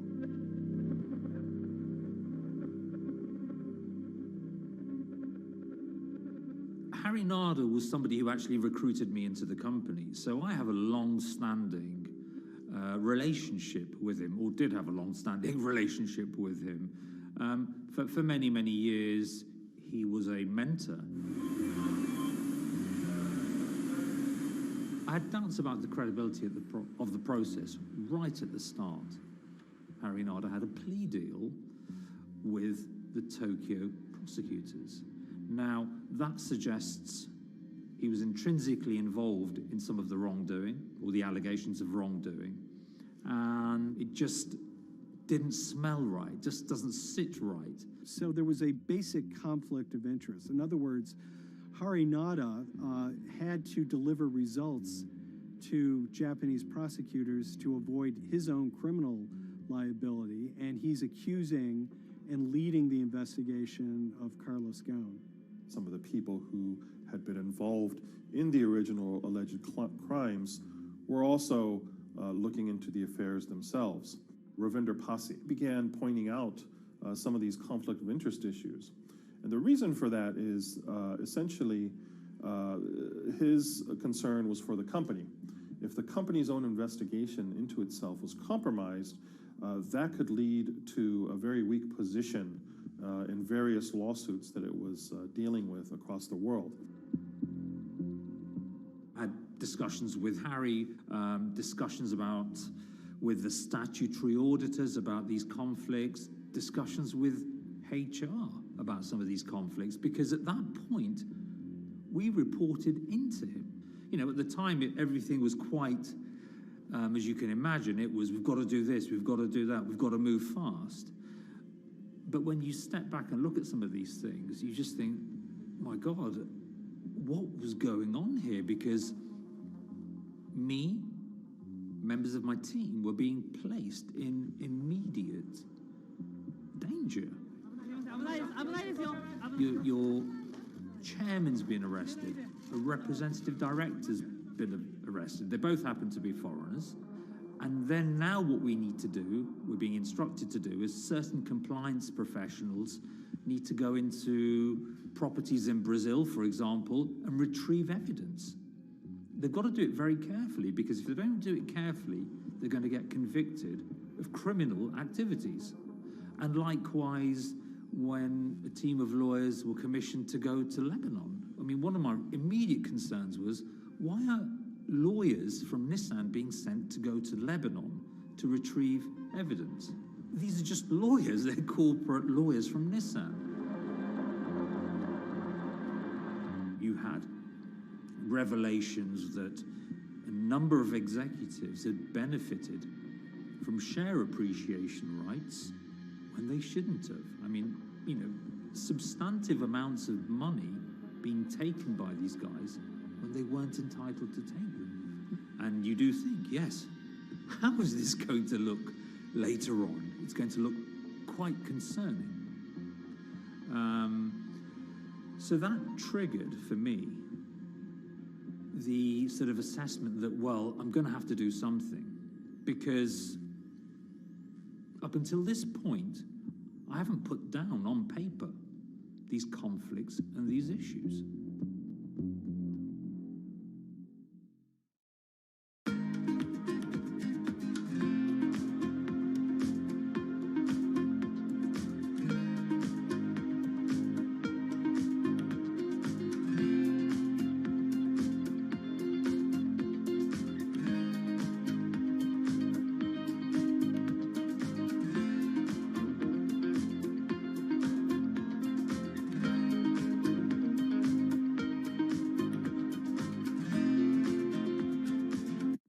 So Rav Pasi makes a fateful move. He writes this letter to the board listing every suspicion he has in great detail, backed up by evidence, backed up by memos, of why this internal investigation had serious problems. He sends the letter to the board and it's crickets. He doesn't hear much of anything. Nothing happened thereafter. Nothing at all. Just like it just gone into a black box. And he began to suspect that there was a desire, even at the highest level within Nissan, to kind of sweep these conflicts of interest under the rug. Unfortunately for me, I think, again, with hindsight, people must have thought that this is the nail that's sticking out, and we can't have this. Within 3 days of me submitting that to the board of directors, that letter to the independent board of directors, I was removed from the Goan Executive Conduct Matters. I was then told that I could not attend board meetings anymore. And up until that point, I had attended every single board meeting.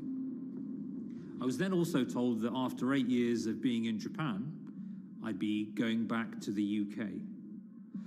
It eventually transpired that I'd be the VP of Projects and Transformation, managing a team of 3. So you can imagine what this feels like at this stage. Almost an arbitrary removal from Japan, where I've lived for 8 years, had 3 children there, my family has grown up, and we've been settled there, having a few months earlier been promoted to vice president at a global level, to being almost demoted. So Pasi was essentially being reassigned to get him as far away from the internal investigation as possible, and also to a certain extent in retaliation to some of the issues that he brought up regarding the internal investigation and Harinada. What happened to Rav Pasi can be seen as a series of corporate humiliations. I mean, first of all, his immediate responsibilities were taken away from him. Eventually, he lost, the coveted general counsel title. But it didn't stop there. Toward the end of his stay in Japan, Rav and his wife were convinced that they were being followed. During that period, I'd noticed that whilst driving my car, I'd have other cars following me. First time I noticed this was around mid-March, and I was driving, I can't remember where I was going, but this grey van, small van, just literally started following me. And I noticed that there was somebody in the car taking pictures. And lo and behold, we were absolutely being followed either by people on foot or other individuals, 2 or 3, normally 2 burly men in a car, different cars at different times, following us around. They were following the family as well. And, given I'd seen the Nissan security department behave in a very, very egregious manner with others in terms of following and surveilling, I was very concerned as to what they were doing and who they were giving this information to. Because if they're giving this information to the authorities, you do think, why? What's going on here? I mean, this is just not normal behavior. And this all culminated in a rather dramatic event in the middle of 2020. Who are you people? Where Nissan had hired a legal team and had obtained an unusual court order from the district court in Yokohama to basically do a search and of his home and seizure of his corporate laptop and phone and other documents. If you don't let us in now, we have to break this key. So it's a pretty extreme way to treat someone who'd spent 16 years at the company. These people have all come in. We don't really know who they are, apart from the fact that I've been shown a badge that says the Yokohama court. And they're here to recover a laptop and a mobile phone. It was even more weird because I'd highlighted to the directors that certain Nissan executives were trying to recover this laptop and this phone whilst I was still in Japan. And I was very concerned because it had evidence on there that related to misconduct matters and other forms of inappropriate conduct. It was just another form of intimidation, another form of harassment, forcing me almost to leave the company and the country. Because once they'd retained and obtained these items, we were still followed, which, again, I just couldn't understand. What is the point of doing that? You know, this isn't a car company. This is not the KGB.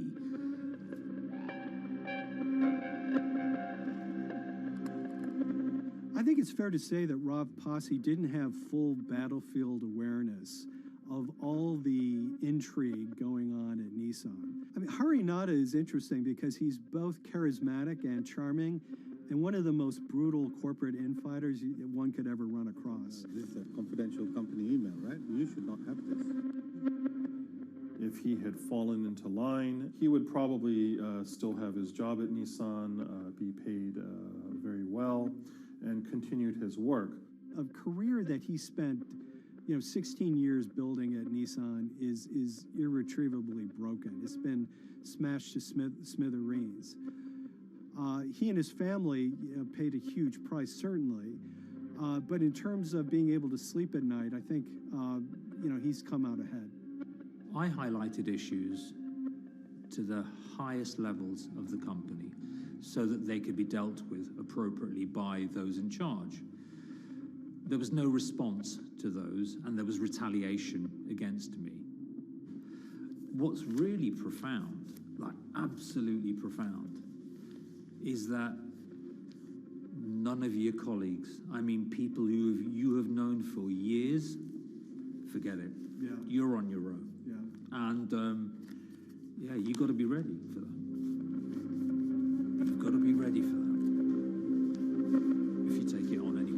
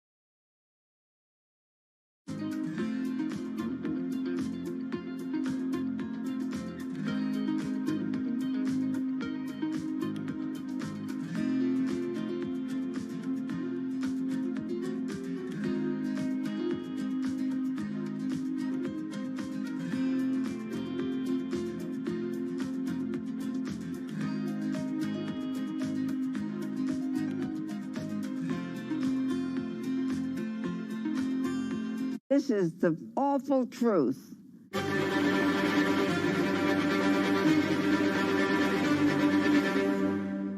There's always someone in the family that's pushing it.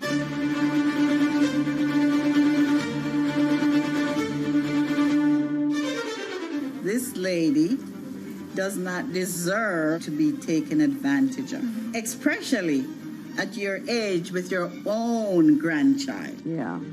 My grandma is having to sue them. I'm testifying against them. Nobody's talking. They're one floor below right now. I get afraid to go on the elevator. It's sad that it had to devolve to this. It's like a soap opera. It's a very sad thing. It's a family feud. A family feud. Here's a family that, on paper, you would think has the wealth that so many people seek, yet at the end of the day, it seemed to sort of rip everybody apart.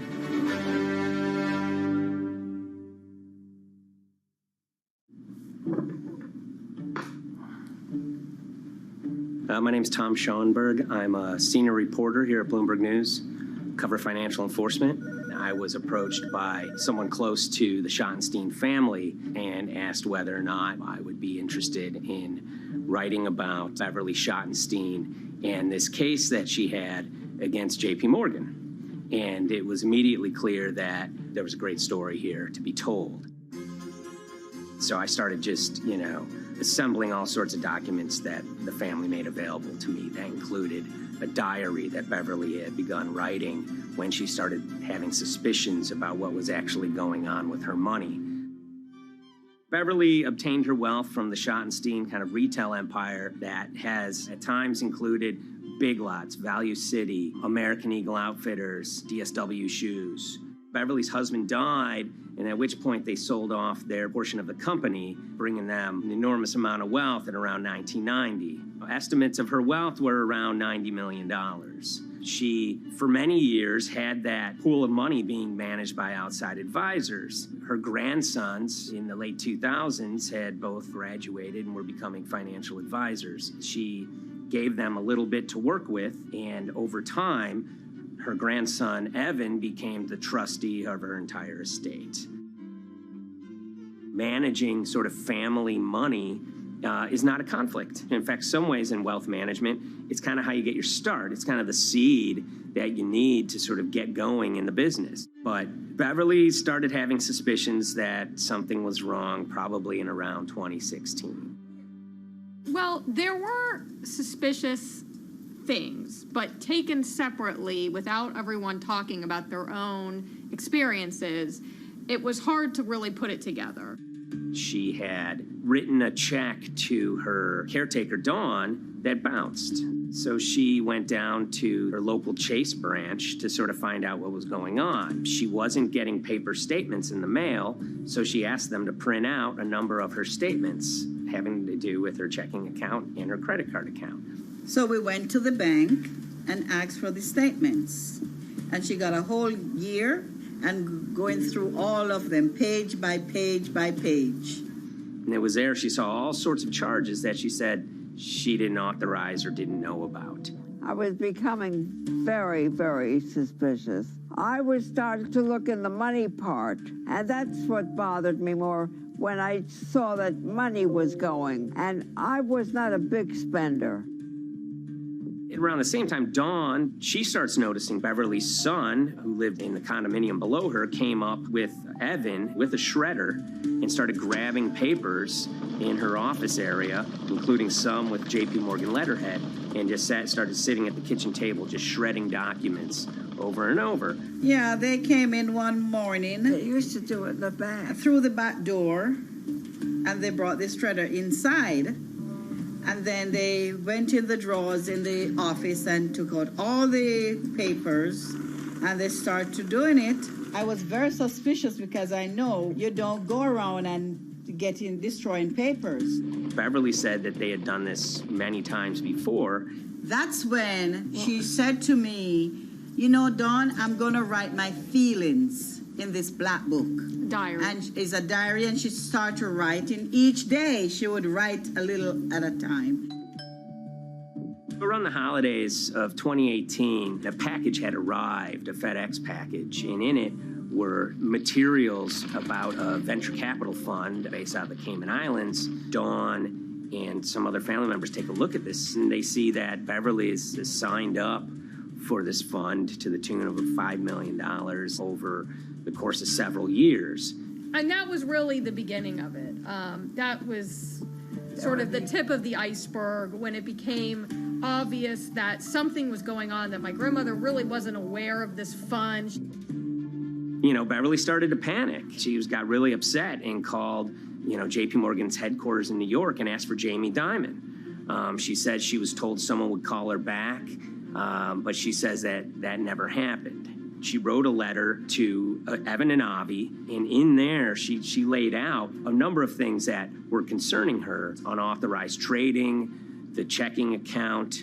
She had about $1 million worth of jewelry in a safe deposit box, and that her son Bobby had the key to that box, and that jewelry had gone missing. All this was kind of packaged in this, 5-page handwritten amendment to a will and trust. There's such an evolving narrative about why the jewelry was taken. The only truth we really know is that the jewelry is gone. But why it happened, there have been a lot of different stories. You just don't take your mother's wonderful things and hand it out. And they emailed that note to J.P. Morgan to seize all activity on her account. And it ended up setting off a firestorm after that. As soon as they got this email that there was a cease and desist and that she wanted to send her money and change brokerage firms, they were actually vacationing one floor below downstairs. They're there right now. The next day, Beverly's in her place. The granddaughter's still in her place visiting. Dawn is there, and up comes Bobby kind of barging through the door. And he's screaming about what was sent to the J.P. Morgan. They're now investigating them. And he's furious, takes his mother and sort of puts her into a chair, gets pen and paper, and she says physically forced her to write a retraction letter. They were pushing me around. It was a scary time. I was really afraid, too. I had to take her to the doctor, and she did an x-ray because she was in so much pain. The locks had to be changed. The phone number had to be changed. I really thought we were going to have to hire guards to be outside just for protection. Oh, it was terrible. Horrible scene. Beverly brought her case before the Financial Industry Regulatory Authorities, usually known as FINRA. It took several months of hearings. She sees all sorts of transactions that's going on, hundreds of them that she claims that she never knew about, never authorized, but yet were logged in J.P. Morgan's files as having been direct requests from her. That included the sale of a large amount of Apple stock worth several $1 million, as well as all her stock in Big Lots. Over the course of their time with J.P. Morgan, Evan and Avi were making all sorts of trading on her account that was generating millions of dollars in commissions for themselves and the bank, yet she was not sort of getting any of the type of gains that you would expect sort of an $80 million account in a bullish market to be able to get. They issued a ruling entirely in her favor, finding that her grandsons, as well as J.P. Morgan, they were liable for violating their fiduciary duty, misrepresenting themselves, and they also found that the bank and her grandson, Evan, were liable for elder abuse. Evan and Avi, they were fired from J.P. Morgan. They issued an award of about $19 million. I reached out for comment, and J.P. Morgan emphasized that Evan and Avi were no longer with the firm and that their actions do not represent the sort of values of the bank. I reached out to Evan and Avi, heard back from their lawyer saying that, they disagree with the law and the facts that FINRA kind of used to decide the case against them and are seeing if they can have it withdrawn. Her son, Bobby, wrote her a letter, said his sons weren't criminals, and he also admits to taking her jewelry. And he says he needed it to pay off some bad business debts he had. They never once came up to say, I'm sorry. If there had been an apology and some acceptance, and asking for forgiveness from my grandmother, I don't think we'd be in the position that we are now. Since the piece came out, we've received dozens of messages from people, many of whom are telling their own sort of personal tales of, kind of financial advisors gone bad, or family members who got control of an estate and abused, those within. It seems that it's really resonated with a lot of people. I keep, hearing a lot of feedback about Beverly and how, a lot of people feel she did the right thing. You're never too old to stand up for yourself and try to right an injustice. She was adamant that she wanted to stand up for herself, but at the end of the day, they did wrong. It's a painful life lesson. Beverly taught them that you don't mess with grandma.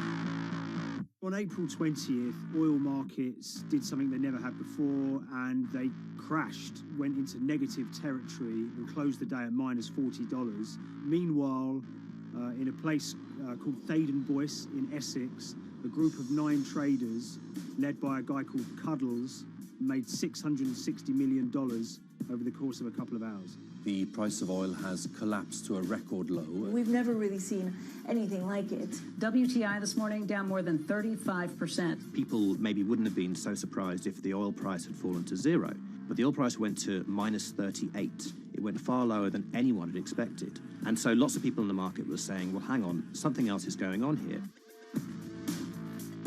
A couple of months later, I started to get wind through a kind of network of sources that a tiny firm in the outskirts of London had made a huge amount of money that day and potentially had some part to play in what happened.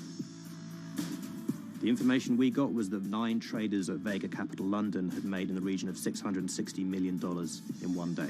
As a group, I think they made as much money in one day as Apple makes from its international sales in one day. I mean, it's an insane sum of money. Did they pull off a fantastic trade? Did they predict the way the market was moving and get it absolutely right? Or was there something else going on, and had they actually done something that breached market rules in a bid to sort of push the market? And that investigation is ongoing.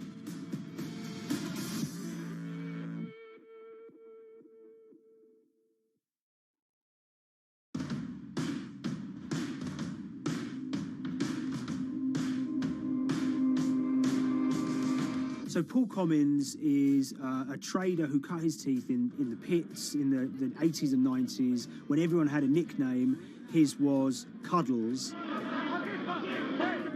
If you can imagine, that was a very sort of cutthroat type of world where people are doing, hundreds of thousands and millions of dollar trades by shouting at each other, giving hand signals, and then sort of scrawling on scraps of paper. The culture of the trading pits in London was very influenced by the working class guys who became traders there. They weren't like the city bankers that had gone before them. They weren't usually Oxford or Cambridge. They didn't wear Savile Row suits. They were ordinary working guys who happened to have a talent for trading. And a lot of them came from Essex. I think it was 400 traders in the pits, and Cuddles in his oil and gas pit was described to us as amongst the top 3. Amongst that, was very successful and made very large amounts of money as a young man. But inevitably, mechanization and the arrival of electronic markets was the kind of death knell for the pits. And in 2005, the IPE closed down. And when the pits shut down, a lot of the traders who worked there lost their jobs or quit or went to work for financial institutions. But Paul Commins decided to start his own trading collective out in Essex.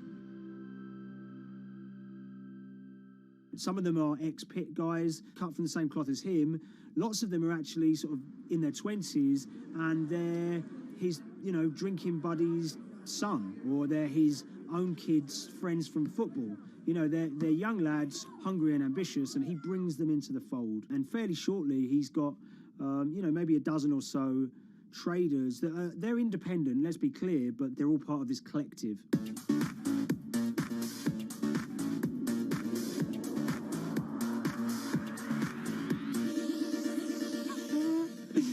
Yeah, I'll let Liam deal with Essex.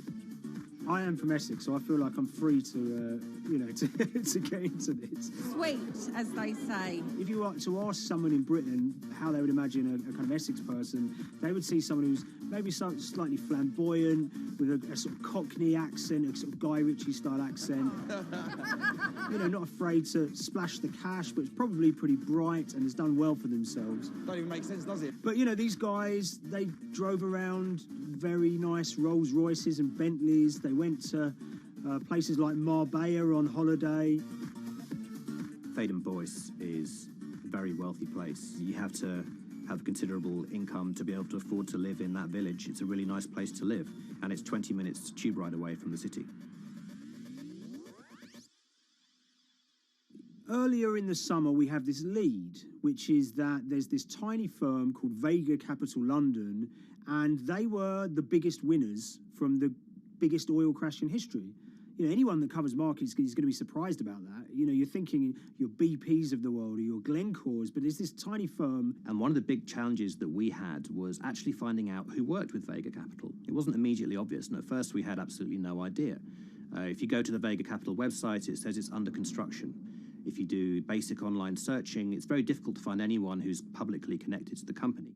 So inevitably, we're incredibly curious at this point. Like, who the hell are these people? The more reporting we did, the more it became clear that this group were connected socially as well as professionally. They went to weddings together, they played golf together, they would go on holiday together.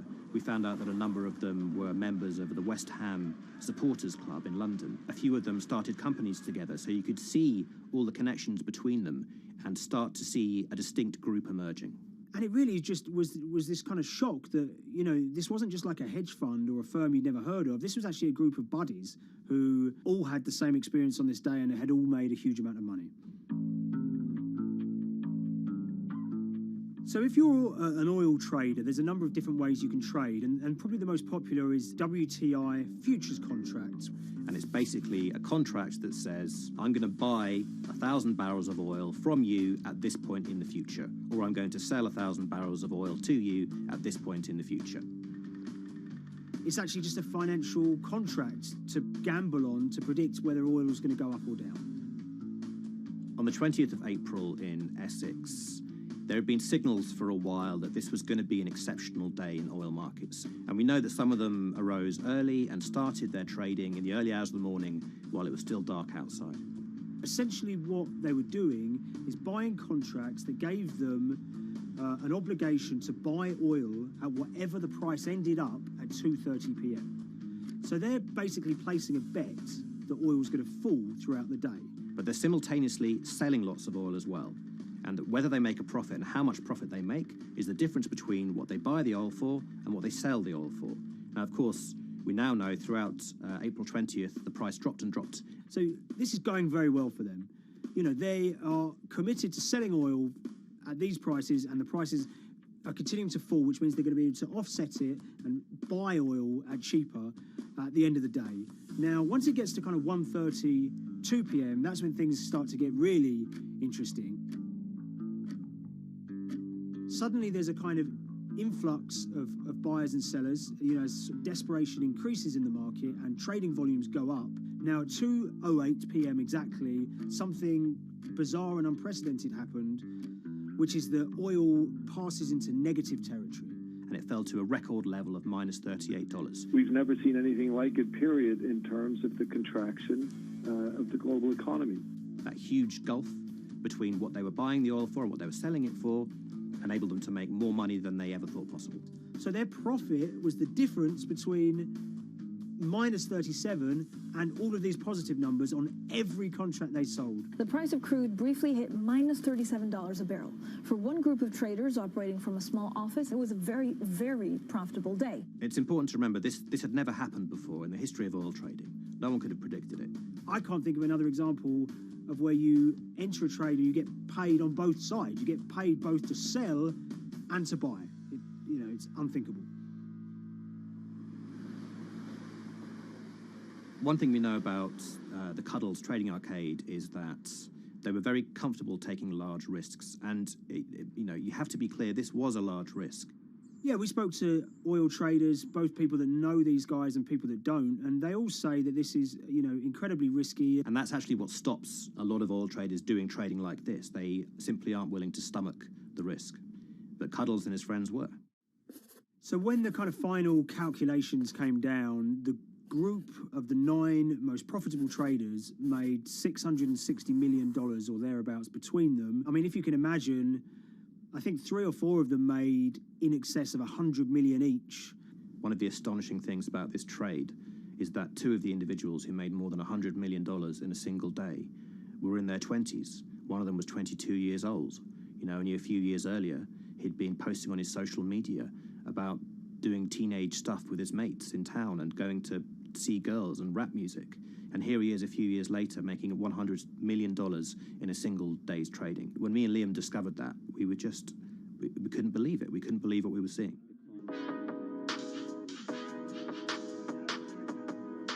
Oil trading is a zero-sum game. Anytime you're making money as an oil trader, someone else is losing it. Amongst the biggest losers were the investors in this Chinese fund, Crude Oil Treasure Fund. There were thousands of them, and they lost everything. Lots of people had put their savings into oil funds. They lost money that day. Big banks and brokers who sort of stand in the middle of trading parties, they lost money that day. And another interesting thing is that oil-producing countries like Kuwait or Canada, they sell oil as an average of the WTI closing price over the preceding month. So the fact that one of those numbers in that average was minus 37 meant, if you can imagine, countries like Saudi Arabia and Kuwait potentially lost a couple of dollars on every single barrel of oil they sold that month. Vega Capital's traders made such an extraordinary sum of money that it was inevitable there would be some scrutiny of what they did. But it wasn't just the sums of money they made. In the vital half an hour before the settlement price was set, they were by far the biggest sellers of oil futures in the market, which is an incredible thing to think about when you consider that the other participants in that oil market are going to be the world's biggest banks, oil majors, BP and Shell, and here you have a group of 9 guys in Essex who are having this significant influence over a global market for oil. I mean, I think you have to assume that if these guys had made $7 million or $10 million, they probably would be celebrating in Essex right now. But the fact that they made closer to $700 million has meant that they are facing understandable scrutiny. We wrote individually to all the Vega traders who did exceptionally well that day, and we got a letter in response from a law firm representing the group.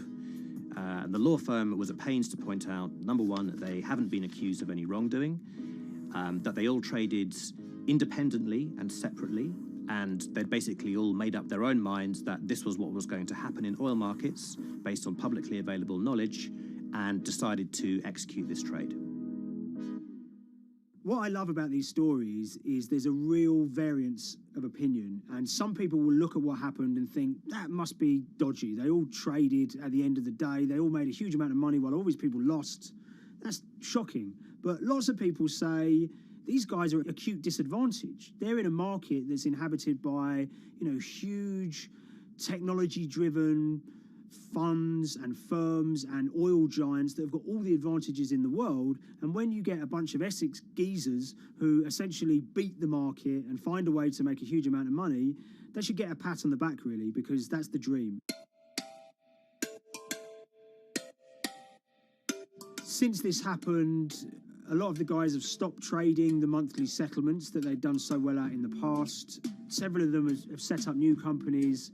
They've essentially gone very quiet. Any kind of social media presence they had is kind of closed down. By all accounts, they're, waiting this out.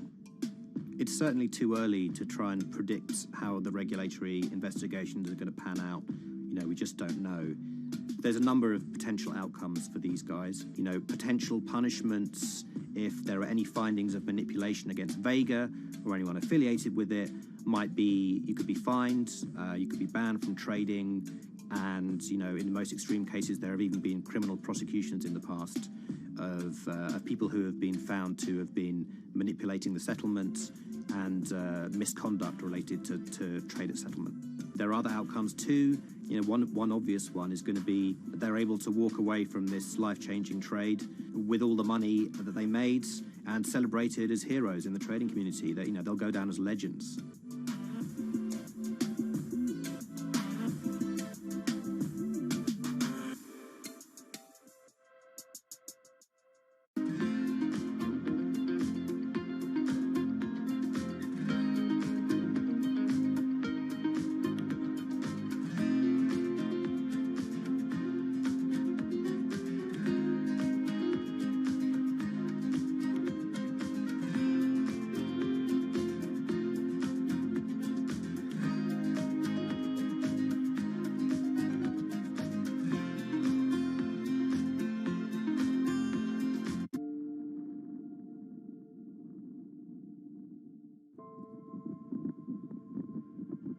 It's very important, given the nature of the climate crisis right now, for the general public to have an understanding of what progress is or is not actually happening. And I think many readers right now, they'll see these hundreds and hundreds of companies making these big, bold climate claims.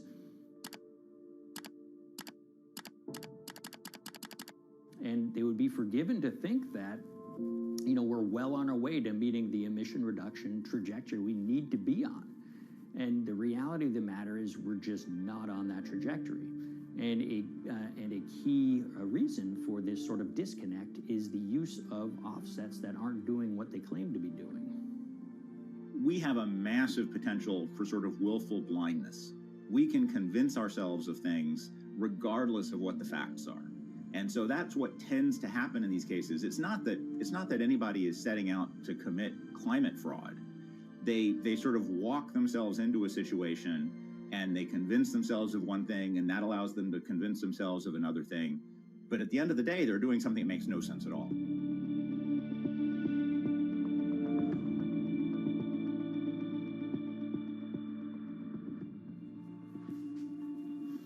My name is Ben Elgin. I wrote the story about how the billion-dollar market for carbon offsets is setting back the fight against climate change. So one of the challenges in reporting on carbon offsets and trying to figure out what's going on is really finding good experts who have been steeped in this marketplace and are willing to candidly talk about it. One of the best people for this is a fellow named Mark Trexler, and I've been talking to him for more than a decade. My name is Mark Trexler. I've worked in climate change for the last 30 years. I was actually hired by the World Resources Institute in Washington to work on the first carbon offset project in 1988. In terms of defining a carbon offset, one of the beauties, so to speak, of greenhouse gases, sort of the silver lining of greenhouse gases, when you put up a molecule of CO2 into the atmosphere, it can be anywhere in the planet in 7 days. And therefore, if there's an option to reduce emissions on the other side of the planet, and you can do that very cheaply as compared to doing it in your factory, for example, then why not pay that person, that factory on the other side of the planet to reduce their emissions? Then you are, in a sense, offsetting your emissions, and the atmosphere doesn't really see your emissions anymore. So carbon offsets have been around for quite some time, and they were actually key with these international climate agreements, such as the Kyoto Protocol, which mandated the wealthiest countries reduce their greenhouse gas emissions. The treaty was signed on the 11th of December, 1997. Decided. The business community in general saw carbon offsets as a huge opportunity to comply with whatever policies and measures might be coming down the pike on climate change much more cost effectively. We've seen a huge surge in companies making big proclamations about how they're going carbon neutral or zeroing out all of their carbon emissions. We're going to reduce our carbon footprint to net zero. Unilever is committing to net zero emissions. We can achieve a net zero emissions world. We began looking at these corporate claims of dramatically reduced emissions, and we noticed so many of these companies were using carbon offsets to achieve these aims. And as we began to look at the carbon offset projects themselves, what we found is that the environmental benefits claimed by these companies are not actually what they seem to be.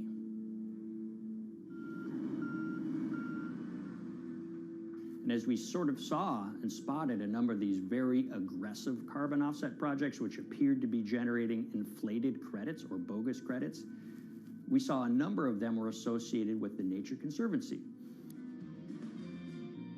This surprised us. The Nature Conservancy is the world's biggest environmental group. They have about $1 billion a year in revenues, and they've been around for 7 decades.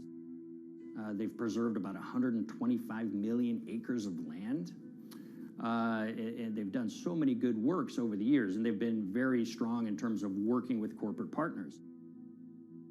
The Nature Conservancy has taken a different approach, a very pragmatic and pro-business approach. They will not go out and criticize a big polluter, but they're very happy to work with them. Some might say that, well, that's selling out, but others would say, and those at the Nature Conservancy would say, these companies have deep pockets. They can help fund important preservation work, and we have absolutely no problem working with them on this stuff. So companies are very warm, and they've partnered with the Nature Conservancy for many years. And yeah, it definitely lends a sheen of credibility to these projects. Here's 20 new reasons to visit Disney World this year. 1, 2, 3. If you look at, for instance, Disney, that's a sprawling company with theme parks and cruise lines that burn up diesel fuel. They have office buildings and television studios that consume electricity.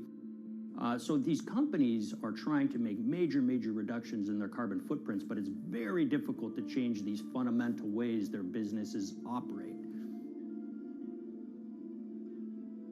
So Disney has been a big buyer of carbon offsets that are orchestrated by the Nature Conservancy. One of the projects that they buy from is called Pennsylvania Ridges. And that's a plot of land. Most of the land is actually about a 3-hour drive outside of Philadelphia. Interestingly, this land, 3,000 of these acres, was actually acquired by the Nature Conservancy in the late 1990s. This land was imminently threatened. There was a pending logging contract on this land. So they do what they've done so well for all of these years, which is they go out, they raise money from local philanthropists, and they go buy this land to protect it from developers and loggers.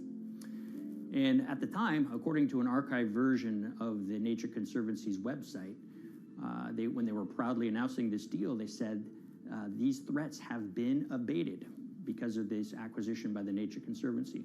So it's really interesting now, fast forward 2 decades to earlier this year when they put forward this carbon project. And if you look through it, this land is a key part of that carbon project. And what they're now saying is this land is now once again imminently threatened. 72% of the trees are going to be cut within 5 years. Now, this is just astounding because this land is owned by the Nature Conservancy. They do not clear-cut land that they've bought through philanthropic donations. So this scenario that they've put forward to get carbon revenues is not really plausible. And what that means is when you have Disney coming in and buying these credits, when it eventually lowers its carbon footprint because of these credits, well, that won't be a credible or truthful claim by Disney.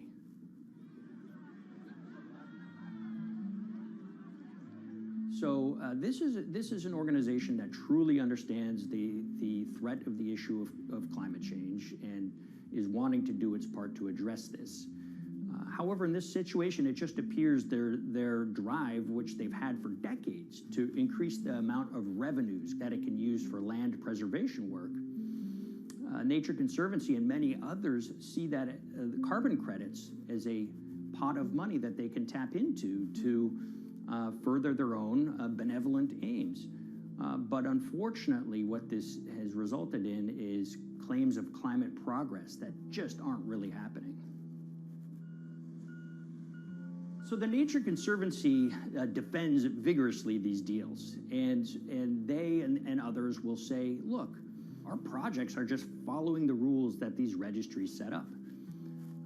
So some would also put some of the blame on the registries themselves because they're setting up the rules which allow these vapid projects to get up and sold.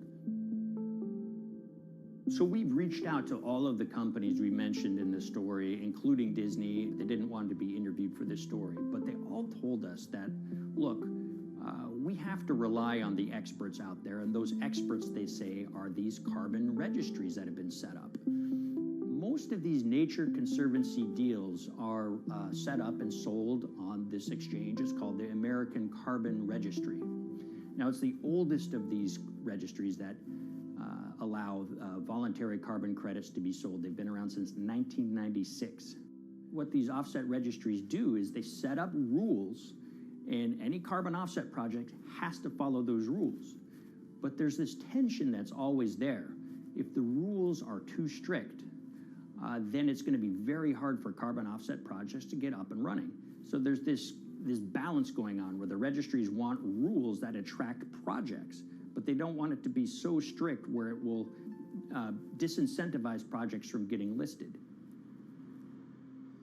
One of the challenges with designing carbon offset systems is that there are normally two people at the table. You have buyers and you have sellers. And to some extent, you have policymakers, but you know, the buyers and the sellers are really the ones with the expertise, with the incentive to really participate hard, make a lot of things happen.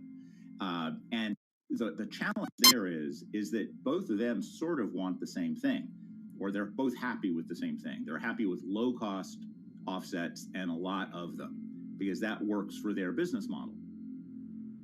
You end up, though, with nobody really representing the atmosphere, so to speak.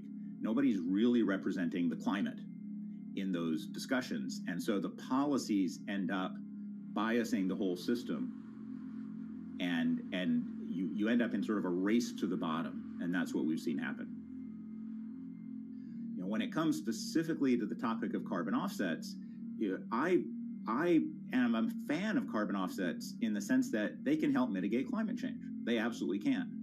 But, you know, if we're not going to do it correctly in a way that actually does help mitigate climate change, then it's nothing but a distraction. And, you know, after 30 years, you have to start wondering, is it really just a distraction? And that's really unfortunate, but that's where we are. Ultimately, what needs to happen is systemic change. You know, we're sort of nibbling around the edges with some of these different things. We need to change how we produce energy. We need to change how we transport ourselves. We need to change what and how we eat. You know, we need systemic change associated with transitioning to a low carbon economy. A lot of what we're doing today is not promoting systemic change. It's sort of trying to stick your thumb in the dike to preserve the current system. And at the end of the day, that can't really work.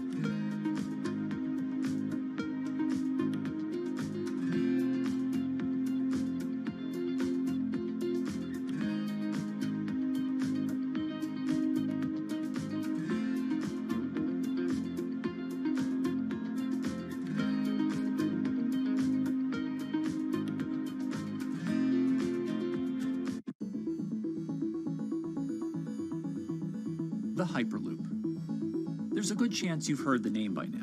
This is the Hyperloop system. It can take people hundreds of miles in minutes.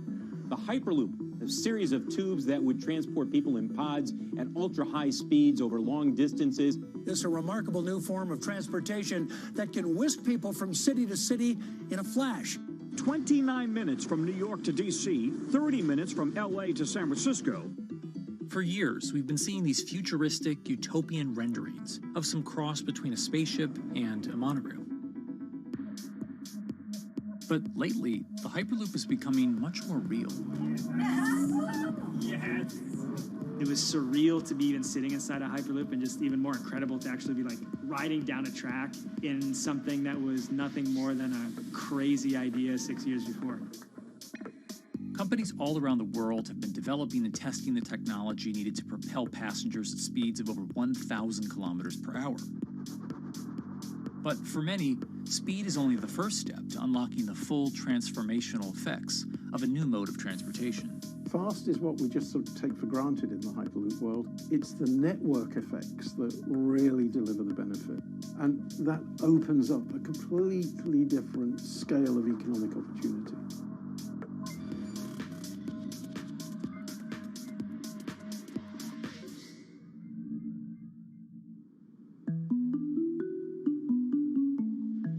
We've got planes, trains, automobiles, and boats for getting around Earth.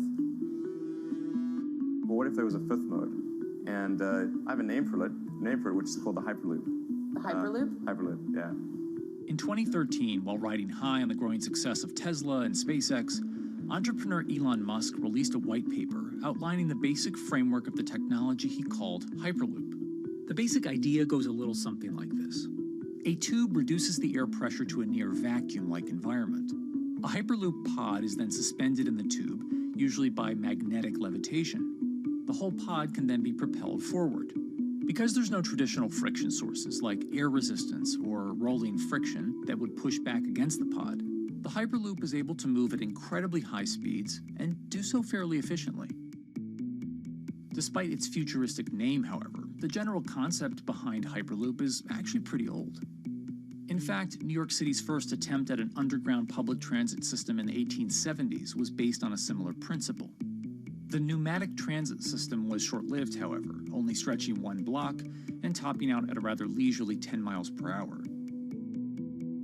While Elon would make some 21st century improvements to this concept and bestow a very 21st century name, he wouldn't end up pursuing the technology itself, instead electing to focus his efforts on something a little bit deeper, literally digging the requisite tunnels via his boring company.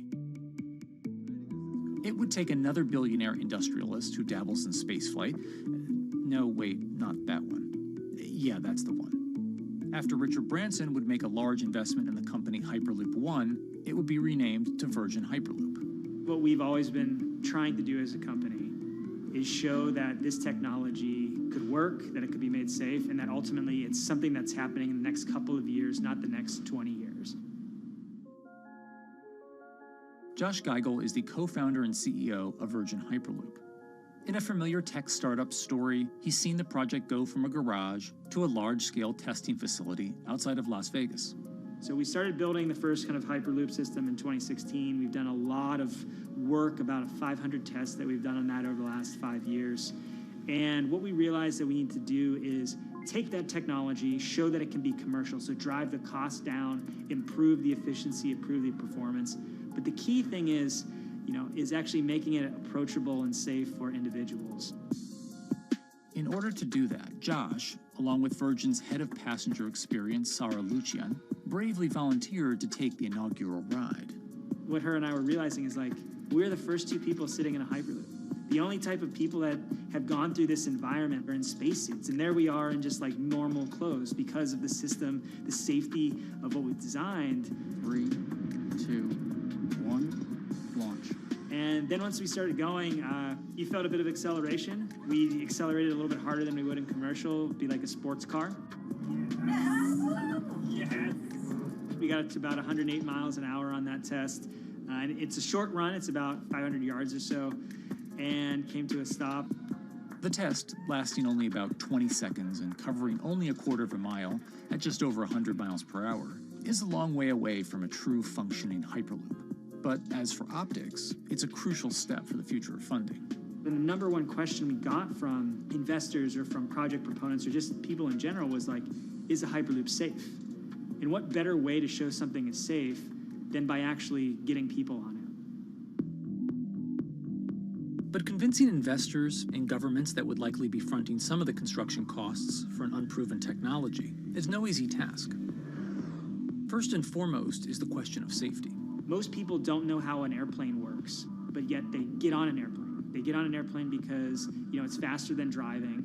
And most importantly, they've probably gotten off of one before. They've seen someone get off of one before.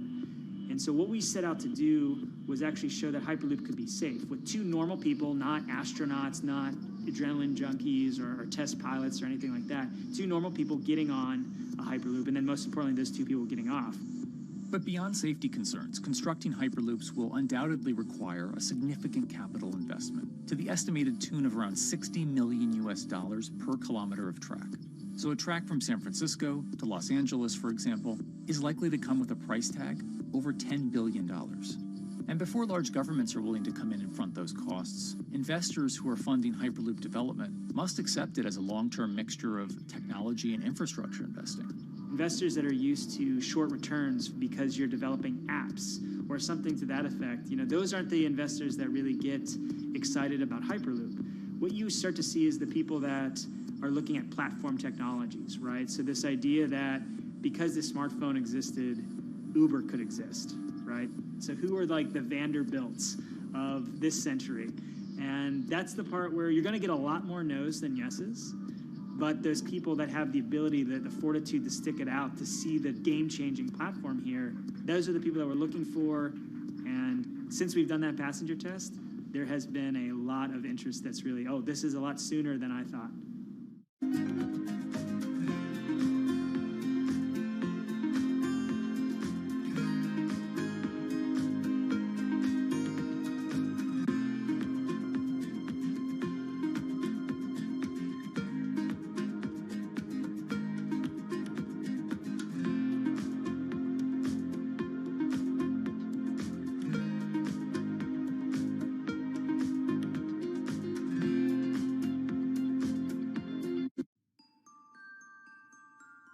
Envisioning the ripple effects of what Hyperloop could achieve, though, is fairly challenging at this stage of development. It's fast, yes, but for point-to-point travel, traditional maglev trains can move pretty fast as well. And outside of China, South Korea, and Japan, even those haven't seen much adoption elsewhere due to the high costs and questionable profitability. The Shanghai line in China, for example, loses around $100 million every year. Hyperloop companies, however, believe they can offer something different than traditional railway lines. My name's Alan James, and as far as I know, I'm the only guy on the planet who's written a government-level business case for 300 kmh conventional high-speed rail, 500 kmh maglev, and 1,000 kmh Hyperloop. It's fundamentally about moving people from where they are to where they want to go, when they want to make those journeys, and doing it in much smaller numbers. So pod designs for Hyperloop range from 12 to 28 seats, typically. Why are they small? It's because small enables the network to operate flexibly. And a great example of that is the east-west strategic route across the north of England, from Liverpool to Manchester to Leeds. So to get from Liverpool via Manchester to Leeds by train is just short of 2 hours today. It'll probably take you 2 hours driving as well in average traffic conditions. Net result is those three city regions remain three separate entities: Liverpool, Manchester, Leeds. There's very little commuting traffic between those urban areas. Hyperloop absolutely changes that from the ground up. Liverpool to Manchester is a 5 or 6 minute journey. Manchester to Leeds is also a 5 or 6 minute journey. What that effectively does is create a single supercity economy. In this vision, the Hyperloop acts a little more like a highway, where pods have fixed destinations and don't need to stop along the way. Meaning you can travel on a Hyperloop network from, say, Liverpool to Leeds, while the pod behind you travels from Liverpool to Manchester. And if that metro Hyperloop network is connected to other networks from the same location, you could travel from Liverpool to Paris or Liverpool to Amsterdam, all without making a single stop. For passengers, for business, for leisure, that is utterly transformational. For high-value freight and logistics, it's equally transformational. But critically, if you do a Hyperloop network at scale, you begin to deliver massively significant carbon savings too. A multi-regional Hyperloop network could become a replacement for both short-haul passenger and cargo flights and traditional ground transportation, both of which are significant carbon producers. One Hyperloop-connected distribution hub, perhaps at an airport that is predominantly used for international air freight, replacing maybe 10, 12, 15 distributed road hubs. It takes a lot of polluting and inefficient truck haulage off the roads. That itself means roads gain extra capacity. Hyperloops will still need to use electricity to both move pods and maintain the near vacuum environment in the tube. Proponents of the technology believe that this can be done by using renewable sources, including a combination of solar panels and battery technology that could be used along the Hyperloop itself.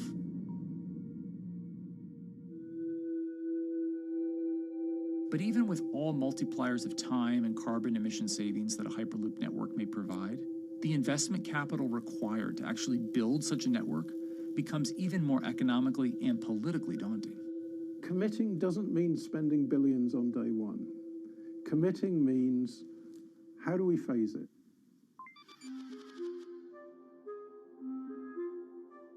One company in the Netherlands is working to develop that technology, and perhaps more importantly, the international coalition needed to make the Hyperloop network a reality. So we are here in Europe's first full-scale Hyperloop test facility, where we can already prove every conceptual technology of the Hyperloop. This is Tim Houter, a co-founder and CEO of Hart Hyperloop, headquartered in the city of Delft. And while this testing tube might not seem as large as others, inside is a key technology to create the on- and off-ramp type infrastructure of a Hyperloop network. That is, a lane switch. That's something we can already test here. You can actually see it here, that the track is diverging from one track into two. That makes it possible to eventually split up the Hyperloop track in two sections. And in that sense, you can create a complete Hyperloop network that in the end will make it possible to travel, for example, over a whole continent. Take Europe, for example, with the same ease as you can now travel with a metro in a city. The nice thing about this magnetic levitation system that we've developed is that there's absolutely zero moving components in the track. So for example, if you have to do a lane switch, all you do is that the tube basically splits up, and statically the tracks also split up. And whenever the vehicle enters a switch, it either pulls itself to the right with its magnets, or it pulls itself to the left with its magnets.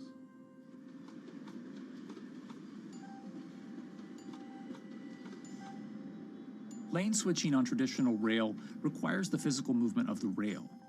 Even modern magnetic levitation tracks use lane switching techniques in order to transfer trains from one track to another.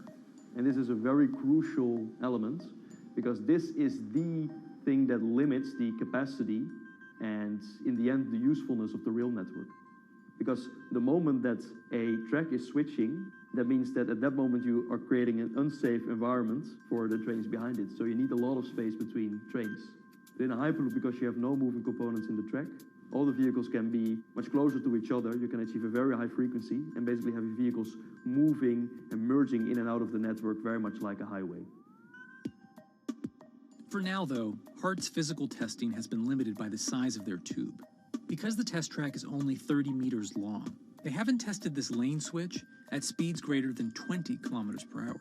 However, the company is working to build a new test site where it plans to increase that testing speed to 300 kilometers per hour. We're now in a phase where we have proven most of the most important technologies in the test facilities that we already have.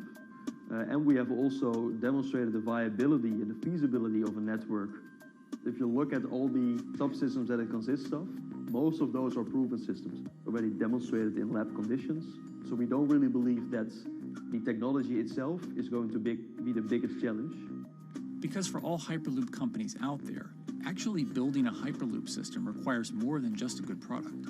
We're talking about the safety aspects, we're talking about integration into the environment, we're talking about the social aspects.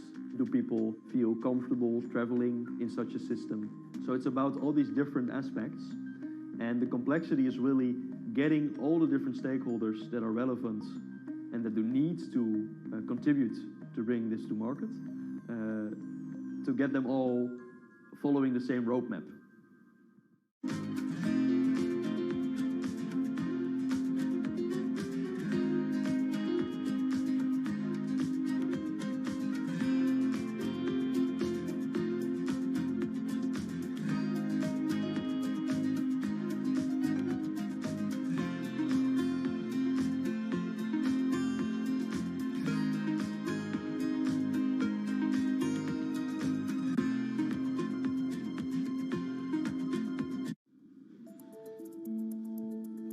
In order to help build this coalition of private and public interest in Hyperloop development, HART in 2018 partnered with other Hyperloop companies from Europe and Canada. The goal was to define, establish, and standardize the framework to regulate Hyperloop systems. Right now we are working with all the Hyperloop developers together in setting up the first, let's say, structure for starting the standards drafting. One of the most important goals for HART is interoperability, which is essentially making sure the different systems can communicate with each other. Interoperability is so important because what we want to achieve is actually have this seamless travel experience. So you don't want to end up, for example, going from Madrid to Paris and then switching because you need to use a different technology to get, for example, to Amsterdam. The idea being that as companies around Europe create the first commercial Hyperloop tracks between individual cities, one day those can all be connected to a larger network. Everyone that believes that Hyperloop is a future transport system also realizes that there is a need to have this network because that's where Hyperloop thrives. Hyperloop is such a huge project. It's definitely not something that you can do on your own or as a single company.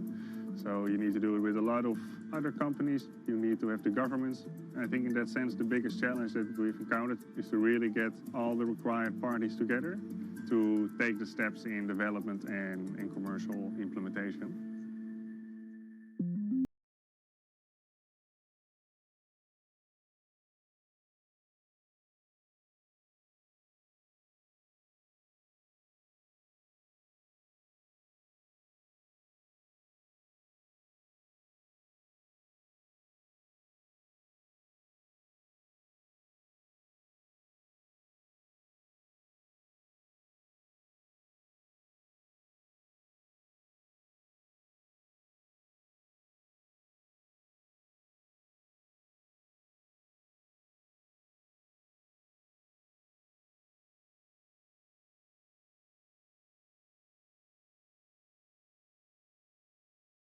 The idea that there's multiple Hyperloop companies, I think, is a redeeming aspect in the business. People really want to see something happen, so having multiple people move forward is good for that. I was struck when Josh and Sarah rode the pod. 2 or 3 of the major outlets used the phrase, "We now have a new mode of transport." And although all of that technology had existed before those 2 human beings rode it, it was the moment at which those 2 human beings traveled that short distance down the tube that in popular imagination, Hyperloop became a mode of transport. The metaphor I use with my team is that, the Wright brothers were first, but none of us fly on Wright brothers airlines anymore. If you don't continue to innovate, you're not going to be around, and so we'll continue to be at the forefront of building Hyperloop. Back in 2013, Elon had an idea. I think the difference now in 2021 is some brilliant engineers have spent real time grinding out the details. And I thoroughly expect the next 3 to 5 years to be decisive.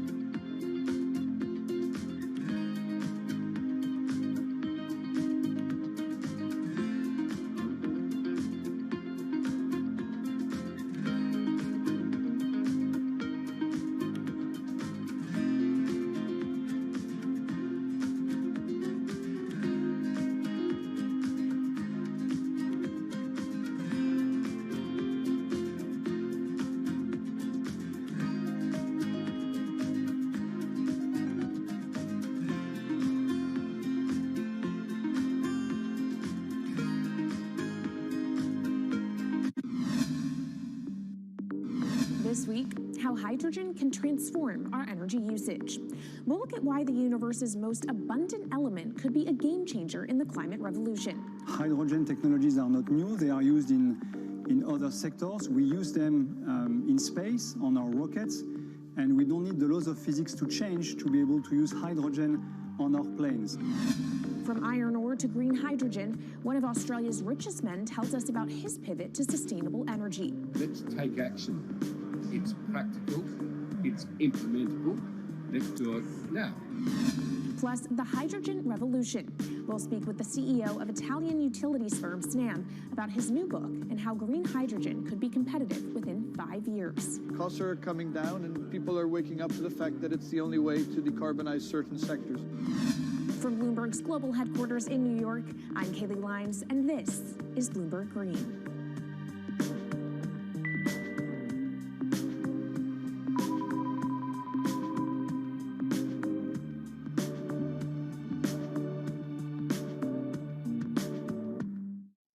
It's a new year, so here at Bloomberg Green, we're highlighting new solutions in the fight against climate change.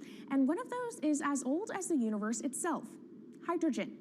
It's the simplest element around, but could well be a game changer when it comes to turning around our dependence on fossil fuels. Today, hydrogen is used in the chemicals industry to produce petroleum products. It's also starting to be used in steel production, an industry under a lot of pressure to decarbonize. But it has far more uses as well, from powering cars to heating our homes. And Bloomberg New Energy Finance sees a seismic shift in the sector in the next 10 years as green hydrogen squeezes out dirtier alternatives. So-called gray hydrogen dominates today. But as renewable electricity gets cheaper and more accessible, so will green hydrogen. In this week's edition of Bloomberg Green, we'll explore what this push into hydrogen means for tackling climate change. We'll hear from Australian billionaire Twiggy Forrest about his pivot from iron ore to hydrogen, and we'll also speak with the CEO of Italian utility company Snam about his book, The Hydrogen Revolution.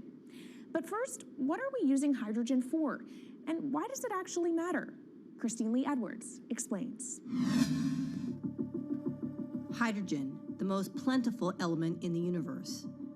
On Earth, we find it mostly bonded to oxygen in the form of water, or in other gases known as hydrocarbons. Hydrogen gas, H2, burns hot and clean, making it an attractive tool in the race to net zero. But isolating hydrogen from other elements is no easy task.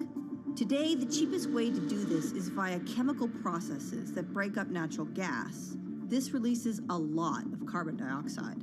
Another method is to use electricity to split water molecules in a process called electrolysis. Although there is no carbon byproduct, a lot of electricity is needed. And if this power comes from burning coal or gas, it negates the zero emissions goals of using hydrogen to begin with. Hydrogen produced in this way, powered by fossil fuels, is called gray hydrogen. If carbon capture and storage is used together with fossil fuels, then it becomes blue hydrogen. If nuclear power is used, it's called pink. And finally, green hydrogen is when it's produced via electrolysis and powered from renewable sources. This method is considered emissions-free. It's predicted that by the early 2030s, H2 made from renewables will be cheaper than that made from fossil fuels. But that hinges on the cost of electrolysis declining, which will be achieved through larger projects and an expansion of manufacturing. To be clear, vast amounts of H2 are already used today.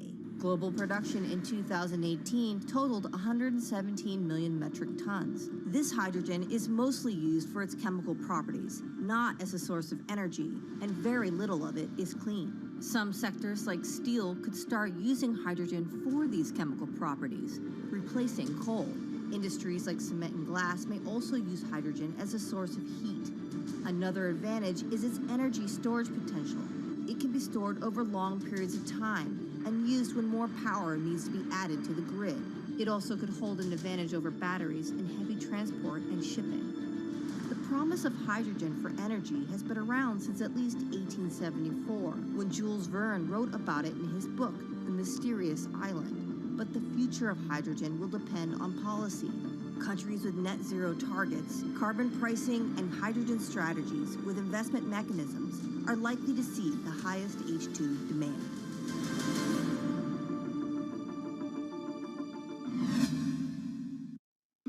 That was Bloomberg's Christine Lee Edwards explaining what hydrogen means for the energy transition. But how are businesses approaching the sector? Well, one of Australia's richest men is making a big play into hydrogen.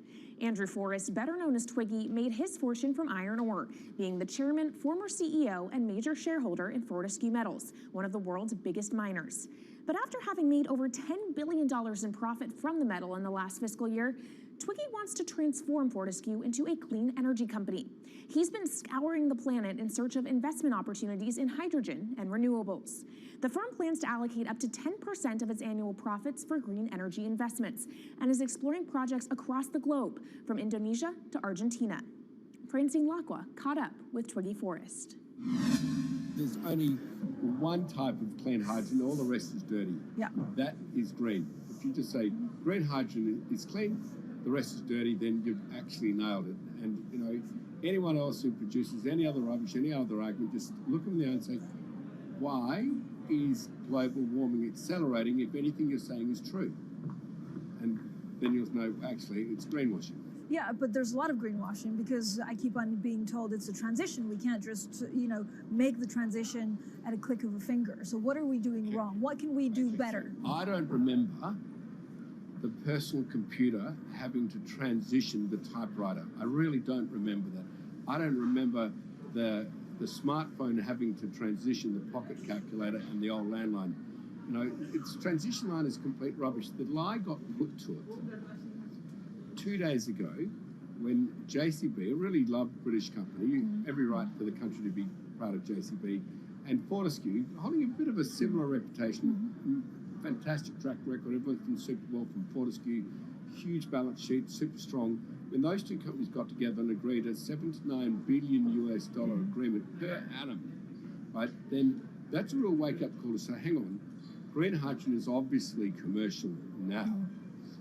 You know, every other form of fossil fuel hydrogen, you know, it can compete with it on price, it can probably lose on price, but what we know, it is cooking the planet.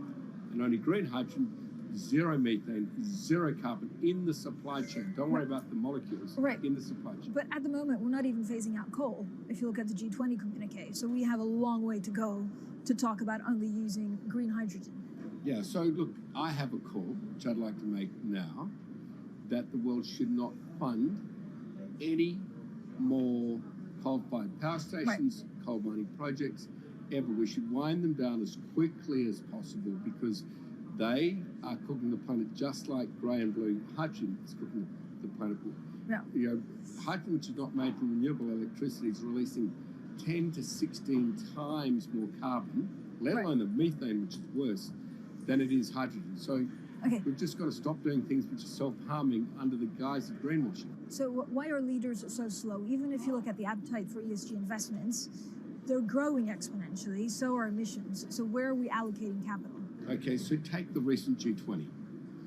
There's probably a reason why there wasn't strong action coming out of the G20 because people were not aware that major transactions between large companies were taking place now on green hydrogen, that actually this pollution-free all the way through the supply chain fuel is now being transacted at multi-billion-dollar scale. If they'd known that, I don't believe any sovereign leader or any energy minister or climate change minister could not take ultra seriously that green hydrogen is now here to stay. It's broken through. History has been made. It will never go back. Okay, what is the one thing that you would tell leaders today and business leaders? How do we transition faster than what we are now because we're at real risk of missing our targets? Oh, so that's really simple.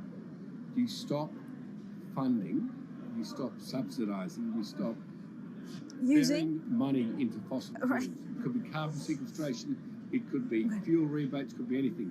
Hundreds of billions of dollars getting ashed while we ash the planet on fossil fuel subsidies. Because we haven't had that renewable electricity, we haven't had that green hydrogen, it's kind of been pushed down. It's all sorts of excuses. Oh, it'll never be commercial. It'll never be supplied in the quantities we need it. You know, blah, blah, blah. Now we know, let's take action. It's practical. It's implementable. Let's do it now. Okay, if we do it now, is there going to be a shock to the energy system? Is there going to be a shock actually to economically? And is it worth, not talking about transition, just going from A to B? Yeah, it's a fantastic question. A to B is the solution. Let fossil fuels do what fossil fuels do. Just burn their coal, burn their oil, burn the gas. At least they're pumping up carbon and methane into the atmosphere, honestly. Well, not that honest because they don't measure methane, which is 90 times worse than carbon. But at least the carbon is being done honestly. Encourage the green hydrogen sector to come in really fast. Okay, it's there. There's renewable power all over the world. We now know how to make electrolyzers much cheaper, like 25% of the original cost. We know how to do that now. We don't have an excuse to get into it. Does it need to be cheaper than oil and fossil fuel for it to be viable worldwide? Well, right now it is. Okay, so let's just swallow that bit of financial data. Right now it is cheaper, and it's getting more cheap. It's the only fuel you know of which is declining in value. You don't have enough of it, right, to power the world? Yes. That's only because we haven't had policies to support it. If we had policies to support it 5-10 years ago, it would be everywhere. You'd see the global warming budget start to come down. Now, we've got 5 or 10 years to make a huge difference. I need policy leaders all over the world to appreciate now, okay, big business is transacting with green hydrogen in multi-billion-dollar agreements. We now know it's here and it's here to stay. Let's spread it everywhere. Coming up on the program, the hydrogen revolution. We'll speak with the CEO of Italian utility firm Snam about his new book and why he thinks green hydrogen will be competitive in just 5 years. Plus, how are airlines working to become more sustainable? We'll look at how Airbus plans to step up in the climate fight. This is Bloomberg Green.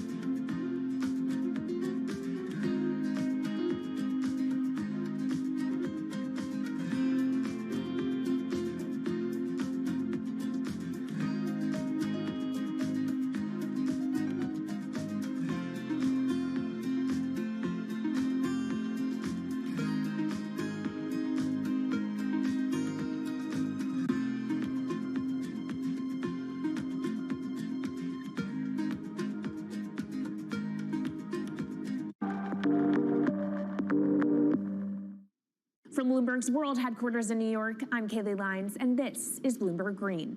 What will the world look like in 2050? Will global temperatures have stabilized, electric vehicles be abundant, and solar and wind power homes around the world? According to Marco Alvera, the CEO of Italian energy company Snam, that vision of the future could be a reality. And he says that hydrogen will pave its way. As he tells it in his new book, The Hydrogen Revolution, Alvera's moment of reckoning came in November 2018 when he tasked the Snam Scenarios team with studying how Europe could reduce its CO2 emissions to zero by 2050. Looking through the results of the study, Alvera said he was struck by how much hydrogen was in Europe's energy mix by that year. Beyond the abundance of hydrogen, the Snam model also predicted that it would be the cheapest form of decarbonized energy for many sectors, and that it could be cheaper than today's prices for oil, coal, and nuclear power. Our Maria Tadeo spoke with Alvera at COP26. It's happening all very fast. We see the cost of hydrogen coming down a lot.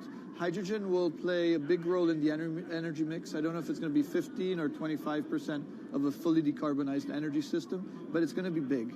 Costs are coming down, and people are waking up to the fact that it's the only way to decarbonize certain sectors, the so-called hard-to-abate sectors. And you say it's the only way and the costs are coming down. Where do you see prices moving? Because a lot of the reticence at times has to do with the pricing, that some argue, well, it's still not the cheapest option on the market. So when I was first working in hydrogen in 2004, it was costing $1,000 per megawatt hour. 2010, 600. Today, 100, and we see it going down to 50 in 5 years' time, and to going down to $25 per megawatt hour in the next 10 years or so, which is a quarter of where it is today. That's really because renewable energy, and we're talking green hydrogen here, renewable energy costs are falling, but the cost of making the electrolyzer, which is the kit that you use to convert solar or wind energy and water into hydrogen, the cost of this kit is falling a lot because it doesn't really exist on an industrial scale. So as we build up capacity, we industrialize it, we standardize it, and we squeeze costs out. That's really the cost trajectory. And for that, of course, you need demand, however, for governments and also institutions to kind of buy into this idea that it is the future and we want to invest and create the infrastructure. What are they telling you? When you speak to governments, when you speak to officials, are they keen on this? They're very keen. So the Department of Energy shares our view in the States of getting to below $1 a kilo, which is $25 a megawatt hour. The European Union has a hydrogen strategy, which is very clear, and several member states have the same. Chile wants to export a lot of hydrogen. China's big on hydrogen. Australia's very big on hydrogen. Japan is blending already hydrogen. So I would say the world is now really focused on this because it's the only way to store energy for a long period of time economically is to convert it into either a liquid or a gas. And of course, you talk about the price, but the other big component is the volume. You know, how big can you go? Where do you see that on a time scale? So wherever it's sunny or windy, you can produce very cheap hydrogen eventually. And so compared to oil and gas, which are concentrated in few parts of the world, it's going to be very democratic from that point of view. So every sunny place, every desert, every ocean wind can be turned into hydrogen that we can put on ships, in pipes, and really start trading it around the world. So it's going to happen a lot faster than a lot of people think. So, and when you say a lot faster, what is that in time? As I said, $50, which is essentially oil parity within 5 years. And then, depending on how quickly we ramp it up after that, we could get to $25, which is coal parity before the end of the decade. And in big scale. In big scale, because once you get to coal parity, that's the only way we're going to get China and India to stop burning new coal. We have businesses in China and in India, and I see a lot of hydrogen development, a lot of renewable development in both countries. The India announcement was incredibly strong on 2030. Some people were upset about the 2017 net zero deadline, but when it comes to 30, he announced a big, big commitment to get to 50% renewables. Were you surprised by it? I was surprised that they would make it so explicit, and even the net zero is a big thing for them. And so I think it will happen faster than 2070 because of the falling cost of renewable and hydrogen. India's burning 80 gigawatt of oil, of diesel, to keep the lights on. So there's an immediate opportunity there, and we're very interested in working in that country. And with regards to China, perhaps the fact that we haven't really seen them active, I guess the diplomats are working on this, but we haven't really seen the leadership. It's going to be technology, it's going to be industry. I think China has committed to a net zero, which is very important. At the G20, China was clearly behind the 1.5 degrees. So I think a lot has been achieved between the G20 and COP, and I think what's really important is to see in the coming years how quick it's in our hands to make part of this happen in 5 years, or it could otherwise happen in 15, 20 years. It's about building the project. The capital is there. We saw how many trillions of dollars are already committed. What's missing is really the projects, and that's where companies like us step in.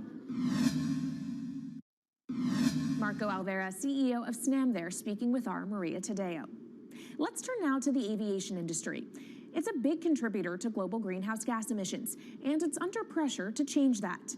In October, the International Air Transport Association, a trade body representing airlines, approved a target of achieving net zero emissions by 2050. To achieve that, many airlines in the US and Europe are looking to buy sustainable aviation fuel made from renewable sources like used vegetable oil. Initiatives like these are pushing plane makers to come up with some radical new aircraft that will eventually cater to our growing appetite for travel without hurting the environment. We took a look at how Airbus, the world's #2 aircraft manufacturer, is stepping up to the challenge. How long until we can fly emission-free? Airbus says it's more confident by the day it can be done by its 2035 target. Airbus's CEO spoke about its ambitions for hydrogen-powered planes at the company's summit in France. The physics works.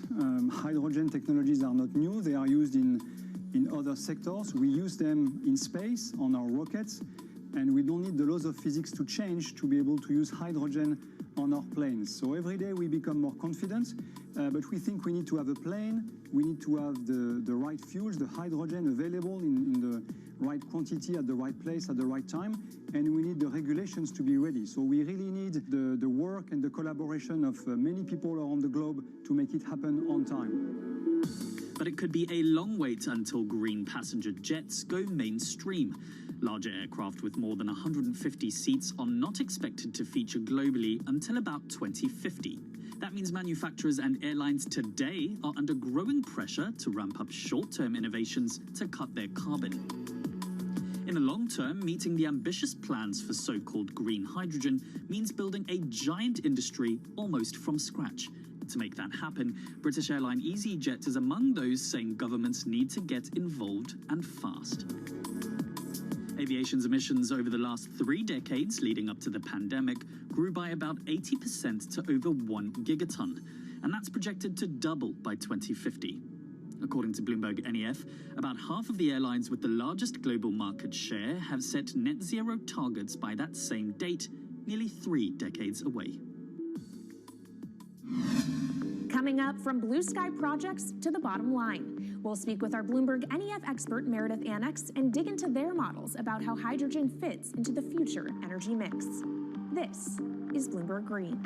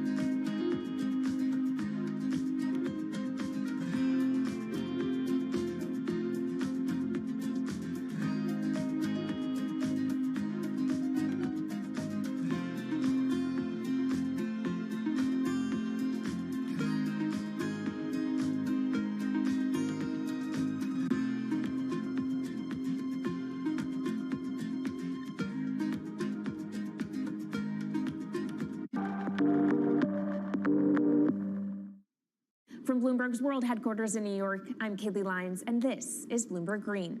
Now let's bring in Meredith Annex, our Bloomberg NEF hydrogen specialist, to talk more about how hydrogen could change the energy landscape.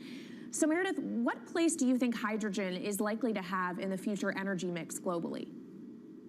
Hydrogen's this incredible solution for us as we look to decarbonize because it's a perfect solution in areas that are hard to electrify.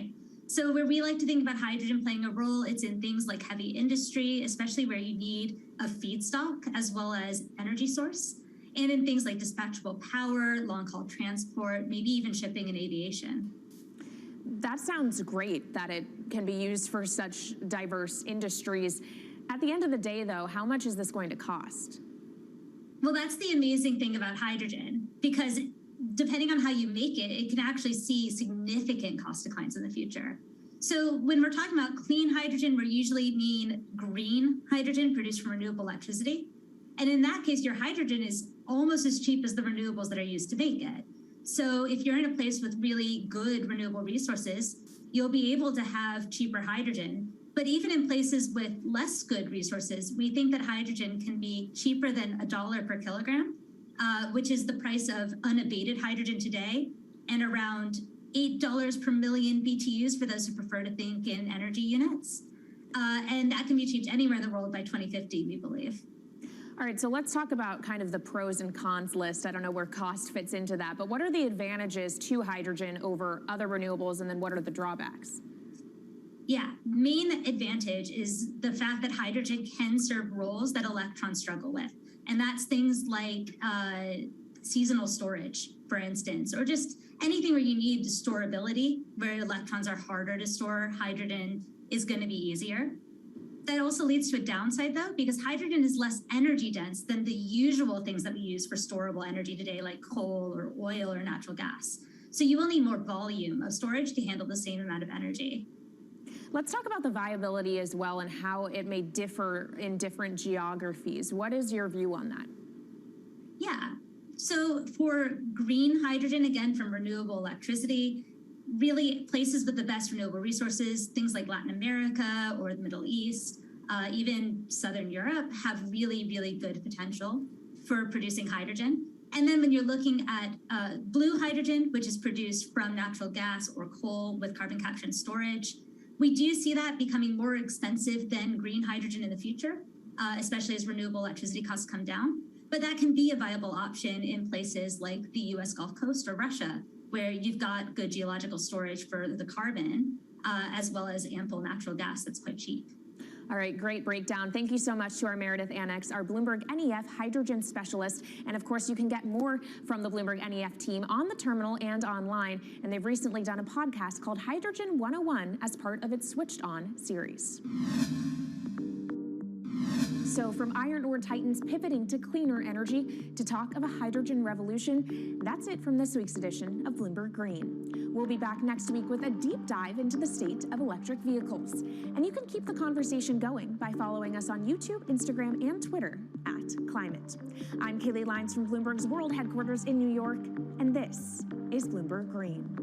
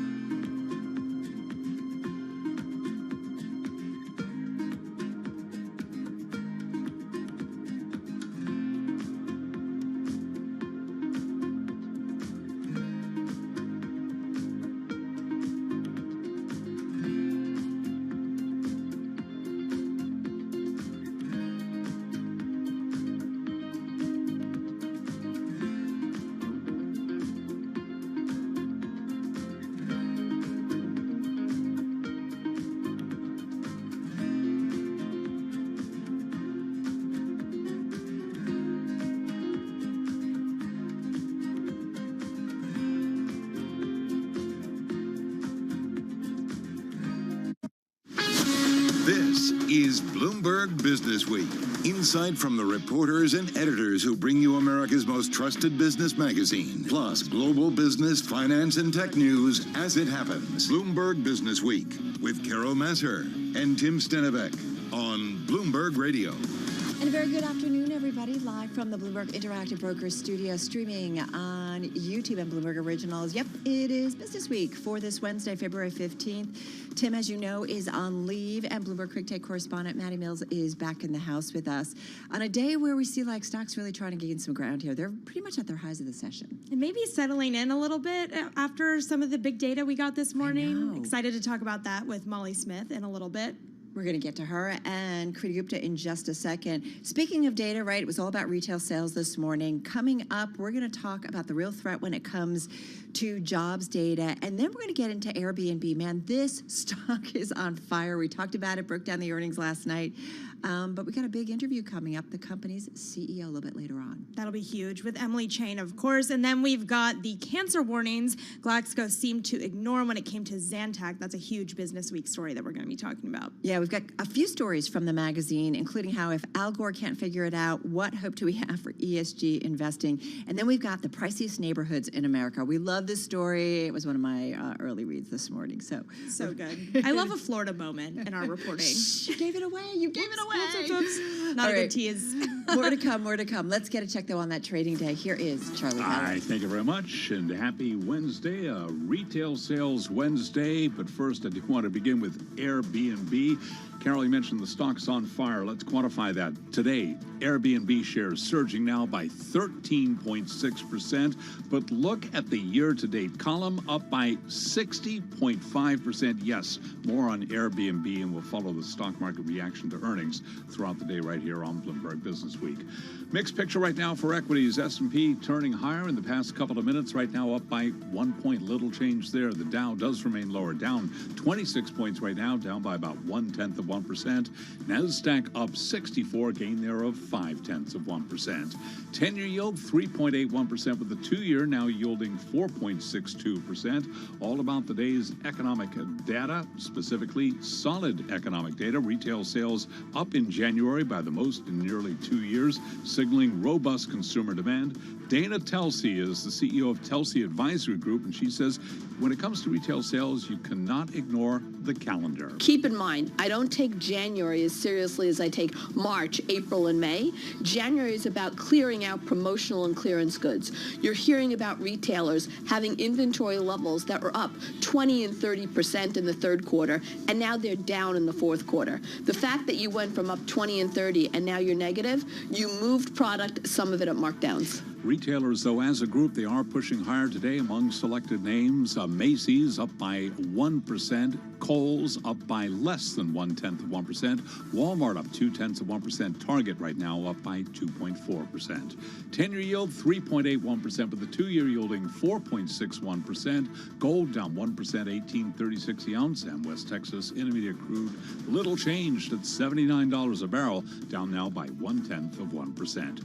Recapping stocks mixed. S&P higher by 1 point. Airbnb up 13.6%. And that is a Bloomberg Business Flash. It certainly is. All right, Charlie Pellet, thank you so much. All right, everybody, let's get to the market drivers report.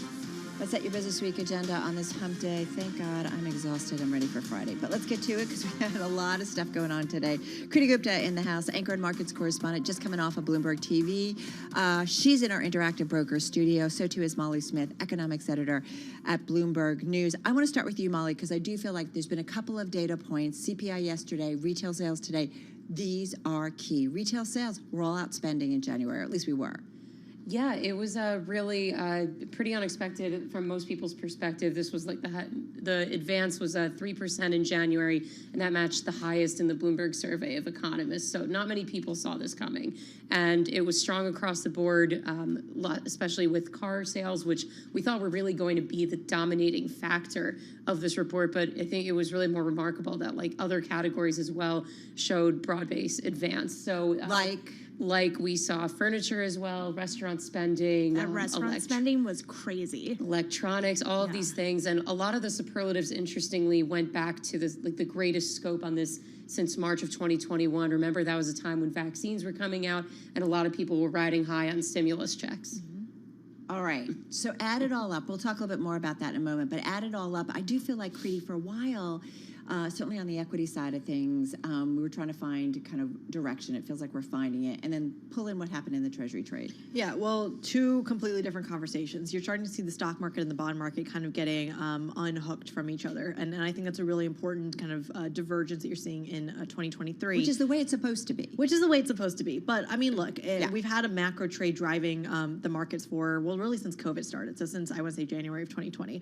So that is something to keep in mind. So we are kind of getting back to some semblance of normal. I'll start with the bond market because that one's easier. The retail data shook the markets. It's basically saying that, hey, look, maybe the Fed does need to go higher to kind of crimp some of that demand here, and that's really what the market is pricing in. You're now looking at a Fed funds rate of about 5.5% that I think is peaking in July, which is a change, by the way, relative to what we were pricing in even just 2 days ago. So we could have a move at the June meeting? Potentially, and that's what's getting priced in at least.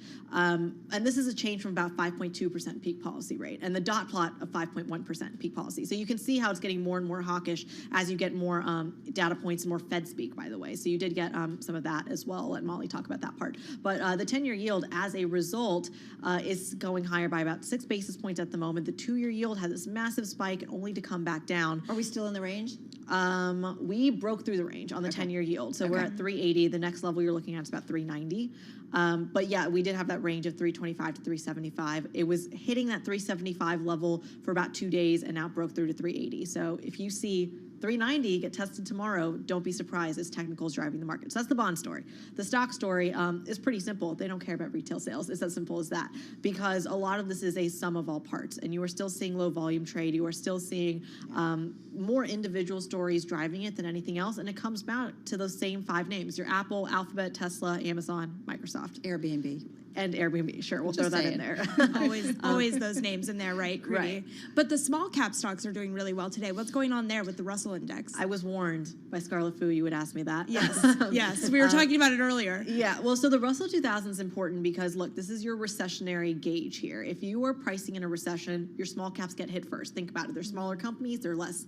They have less financial cushion. Therefore, they're going to take more the hit domestic. bigger. Right, more domestically exposed. So the Russell 2000 has actually been much higher by about 0.7%. And big shout out to Jess Menton, our equities reporter, who pointed out one of the bull cases for the stock market right now is that small caps have bottomed out.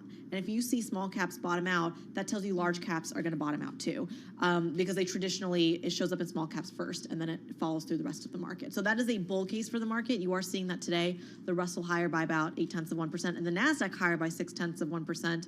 And when you see those two together, it usually means it's a momentum trade and not a breadth trade. All right, so that's your trade. Let's go back to the economic data points, because I do wonder, Molly, as you continue to go through these points, Fed has warned us on and on and on that we're data dependent, and these are all really important in trying figuring out kind of where monetary policy goes and ultimately thoughts on the economic impact and ultimately the market impact. So when you add it all up, how would you describe the economy at this point? Is it that soft landing? Is it a no landing? What is it? It's bullish, that's for sure. There's I think, Maddie. Bullish in terms of the economy. Yeah, Maddie had just said to me before we got started here, pick your poison for the Fed in terms of what stands out here is what they're going to like the least to see of all of this. And I think it's, at least as Creedy just pointed out, starting to resonate more in the bond market, that there is more work to do, that there is some more belief in what the Fed has been communicating here, that rates need to go higher. I will just call out, though, that, and we also got today some manufacturing data that came in better than expected, home builder sentiment that picked up again in February. So that one had declined all through last year. So maybe some bottoming out in the housing market. We're starting to see that come back up. So one thing to point out, though, that some economists did mention is that this warm weather effect, which that might be perhaps making this data look a little bit better than expected. Maybe that's why people spent a bit more, especially on cars in January. Maybe that's why home builders were more likely to be building. January is typically a down month for home building. So that remains to be seen, and we'll get a better look at some of that housing data tomorrow as well.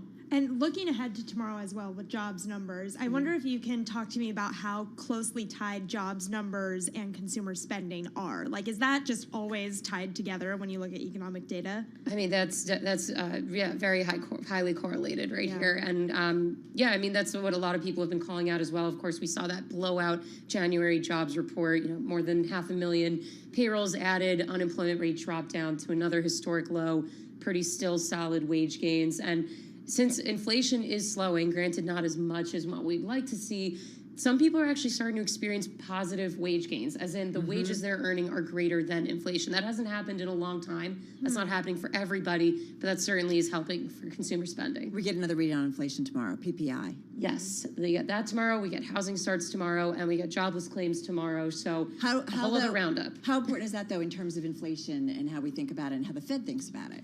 Sure. I mean, I think, obviously, the PPI tends to be more of like a leading indicator of what consumer inflation will be like, that this is looking at the wholesale level of what manufacturers contend with and how much of that they're successful in passing that on to consumers. So PPI has definitely emerged as one of the more important inflation indicators. Last thoughts?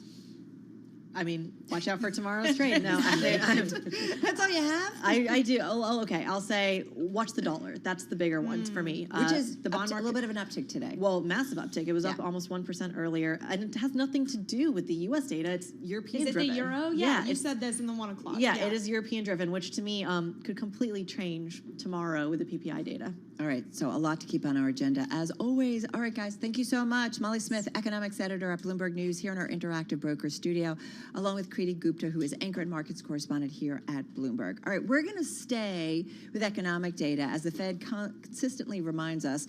We're all data dependent when it comes to monetary policy. We just talked about this with Molly and its subsequent impact on the U.S. economy, which leads us to concerns about some of the data being collected. When we think about it, Maddie, especially the really hot labor market. The really hot labor market, and the big question of whether or not the data that we're getting in is as accurate as it needs to be, given the big decisions the Fed is making based on that data. Yeah, it's crucial, right? So let's get to it with our Bloomberg News U.S. economy reporter, Reed Pickert. She joins us via Zoom from Washington, D.C. By the way, this is one of our most read stories on the Bloomberg. It's also in the upcoming new issue of Bloomberg Business Week, which is hitting newsstands tomorrow, but it's already online and on the Bloomberg. Reed, good to have you here with Maddie and myself. So tell us about your story, because labor, it's one of the Fed's, key missions here. But if the data is wrong, you have to wonder, do we get a policy mistake?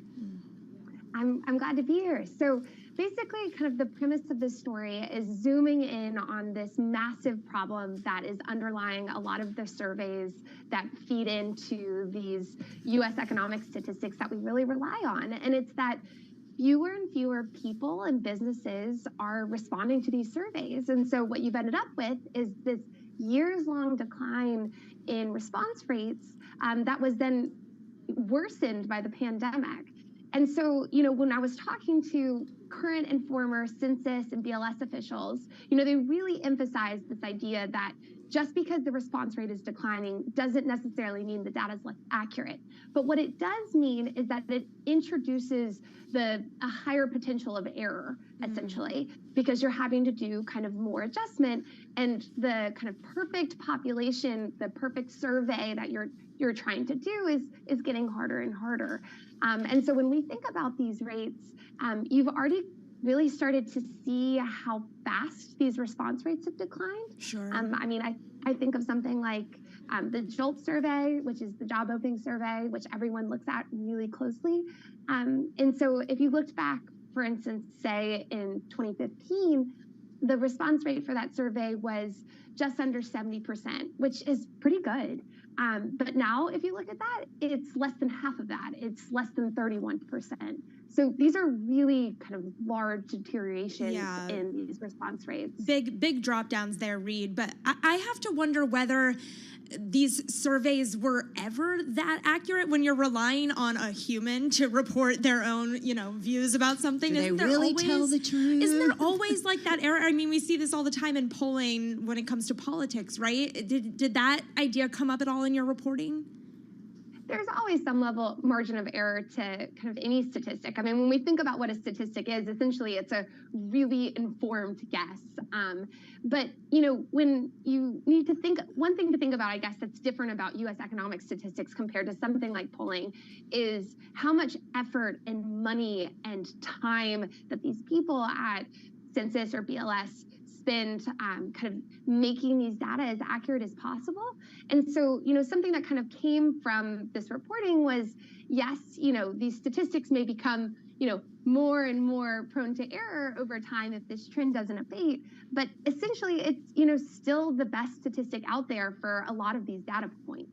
How do you guys and the economics team here at Bloomberg think about it against kind of the broader backdrop of data? And I think about, Maddie, what you were just talking about with Molly, this whole idea of consumer spending leading into buying homes or buying homes leading into consumer spending. Like there's a lot of things we can look at that maybe give us a better idea if these data points are on point. And I think about strong retail sales kind of fits in really nicely with a strong job market. Absolutely. So I think, when I think about any of the economic data, when I'm reporting on it, I know we emphasize a lot, 1 month of data definitely doesn't make a trend. It could just as easily flip or be revised, whatever it may be.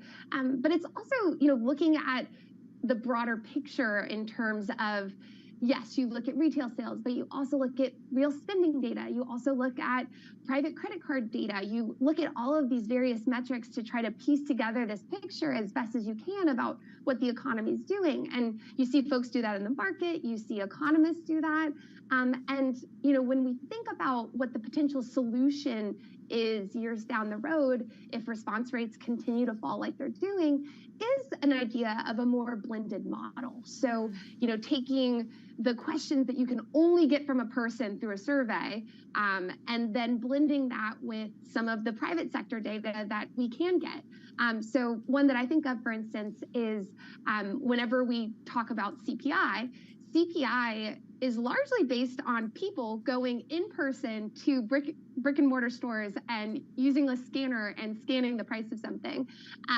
But what they've started to do is for certain things like used cars, they use third-party data to incorporate that in. And you could just start to see more of that combo of kind of blending of data across more metrics, both on labor data as well as things like retail sales. That's so interesting. I didn't know that context about how the CPI is actually gathered, and I'm mad at myself now for not asking about that.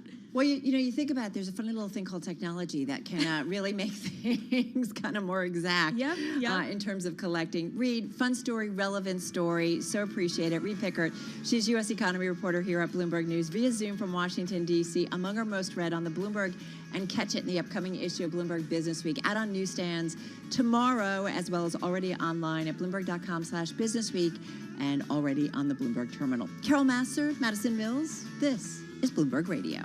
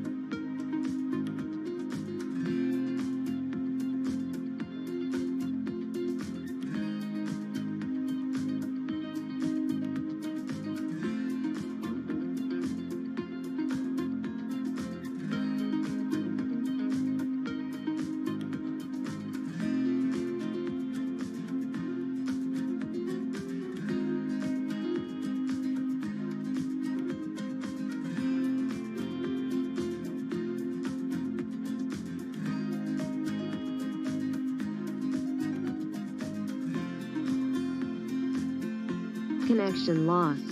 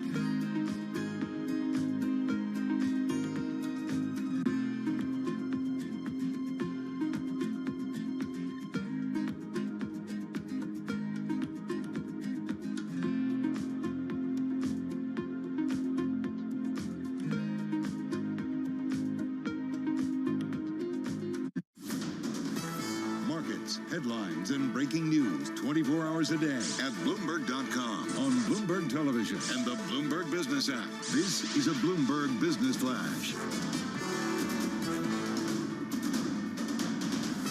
It's 2:21 on Wall Street. We check the markets all day long at Bloomberg. I'm Charlie Pellet. We've got the Dow back in the red right now. Lower little change, down less than 1/10%, down 16 points.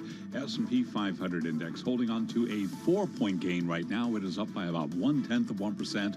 The Nasdaq Composite Index up 85. That is a gain right now of just about 0.7%. Stocks are pushing higher. Treasuries mostly lower as investors home in on another batch of solid economic data, even as worries mount that it will force a hawkish response from the Fed. That retail sales number coming in better than expected this morning. So a 4-point gain right now for the S&P, up by about 1/10%. Nasdaq up 0.7, but again, we've got the Dow lower now by less than 1/10%. The 10-year yield 3.80%, with the 2-year yielding 4.61%. Spot gold down 1%, 18.36 the ounce, and West Texas Intermediate crude down 0.3%, 78.83 a barrel. We're keeping our eye on shares of Roblox. It's the online video game platform that lets users create their own games. Roblox shares surging after earnings, up now by 25.7%.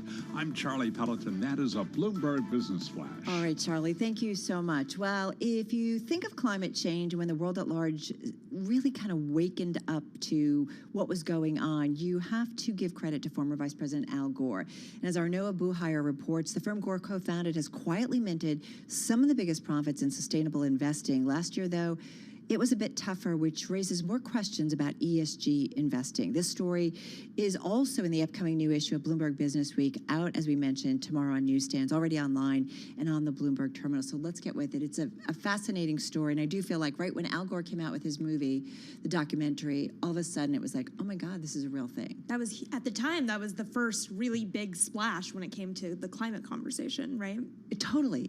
So, all right, so let's get to it with Bloomberg News finance reporter Noah Buhire, who joins us from our Seattle bureau. He wrote the story with our Sejal Kishan, and again, he joins us. Noah, so let's get to the story.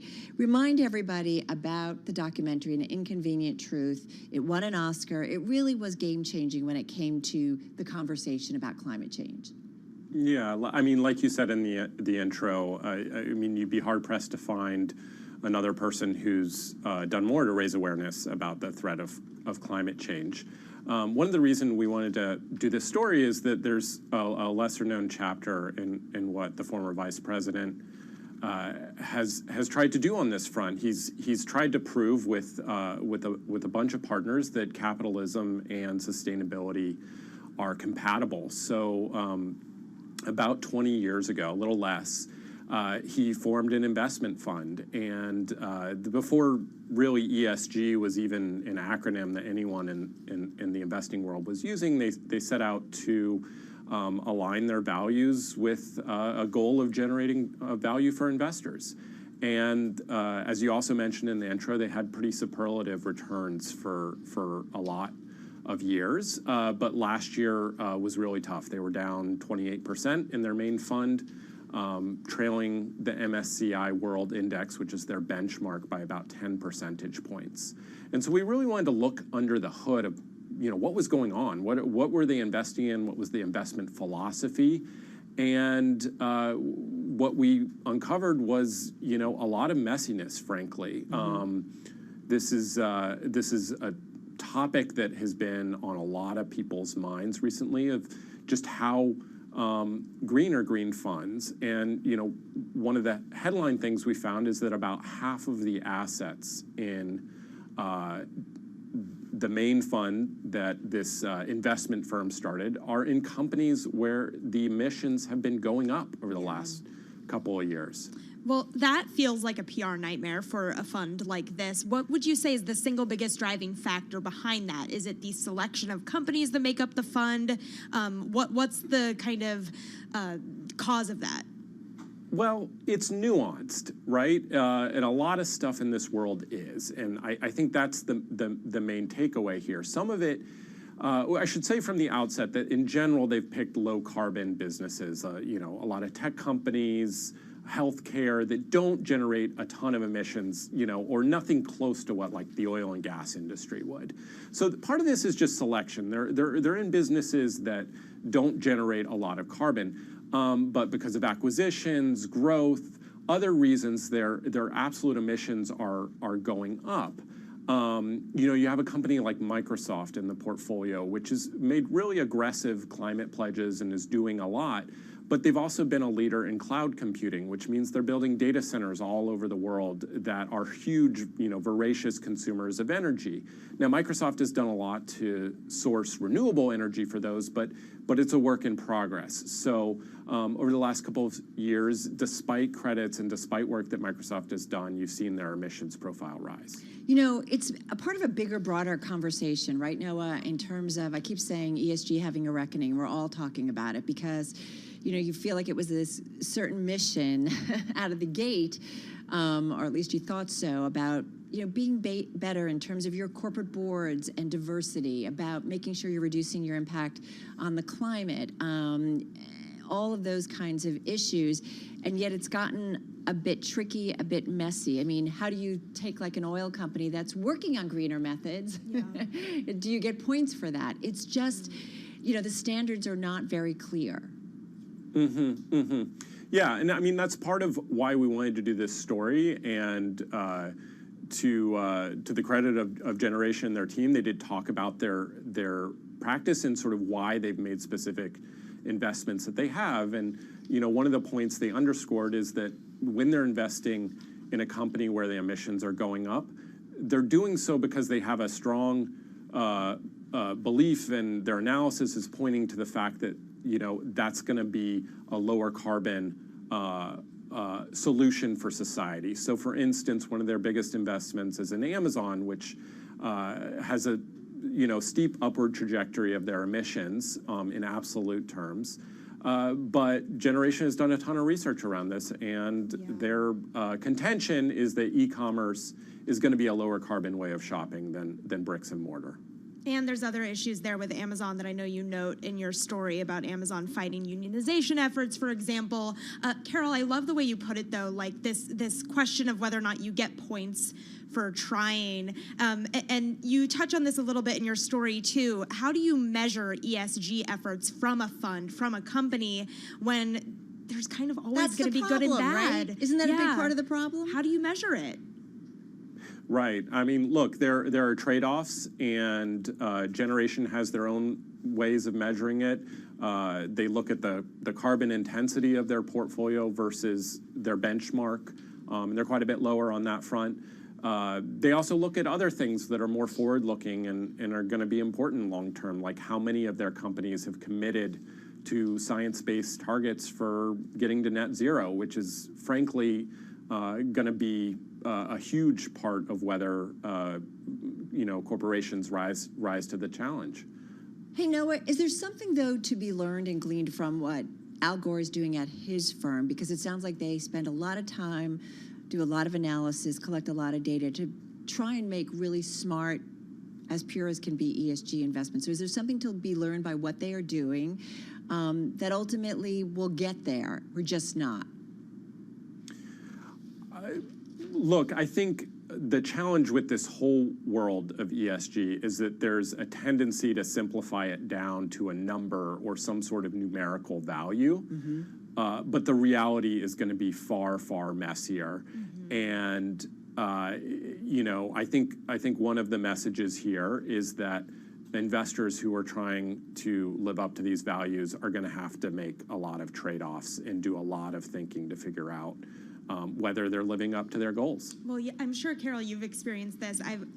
We get asked to do these panels a lot where the headline of the panel is like, ESG is the future and it's sustainable and it's what consumers are demanding. And it's like, okay, but how do you pay for it? Like, I'm always trying to understand from executives, where's the allocation in the balance sheet to pay for those efforts? Well, and Noah, to bring you back in here, it's a really good point. And the other thing, we've often talked on air is that if as a publicly held company, you're not really measured or penalized if you're not doing well on some of your ESG metrics. Instead, it's how are profits, how are margins, how is revenue growth? Like, until we have some kind of metric, you know, I do wonder if ESG doesn't kind of make a big step forward, Noah. Yeah, look, there are a lot of smart people who are thinking about this and working on it. And, you know, the reality is, you know, I think from our reporting shows that this is very much a work in progress. All right. But if Al Gore can't figure it out, is there any hope for the rest of us? Yeah, great question. Yeah, I mean, look, that's the question we raise, and certainly one that's hard to answer. All right, well, it's a great deep dive, and as I said, very relevant, because I just do feel like this conversation is certainly making its way into many that we have with investment professionals, and many, as you said, Maddie, on some of the panels that we do, and we talk about ESG, and people want to be greener, they think about the climate, but I do wonder, profitability, margin growth, those shareholders, initiatives. Right? It's that question of stakeholder capitalism, shareholder capitalism, and what does that look like moving forward? It's a tough question. I'm glad that it's not my job to answer it. It's a tricky one. A great deep dive by Noah Buhire, finance reporter at Bloomberg News. This story, as we mentioned, it is in the upcoming new issue of Bloomberg Business Week, as you said, or as we said earlier. It will be on newsstands tomorrow, but you can check it out at bloomberg.com/businessweek, and it's already on the Bloomberg terminal. All right, let's get to it. We want to get a check on world and national news. Off to Nancy Lyons in our 99.1 newsroom in Washington, D.C. Hey, Nance. Thanks, Carol. The 19-year-old man who went on a shooting rampage at the top supermarket in Buffalo, New York, has been sentenced to life in prison without parole. The judge handed down the same sentence, life without parole, for the domestic terrorism charges and for the 10 counts of first-degree murder. After the sentencing, the Erie County DA John Flynn promised the community the killer will never live as a free man again. He will spend, no matter what, the rest of his life behind bars. Never eligible for parole, never eligible for probation, never eligible for anything except viewing bars behind them for the rest of his life. Erie County DA John Flynn, the convicted murderer, also faces federal charges, which do carry the possibility of a death sentence if pursued by the Justice Department.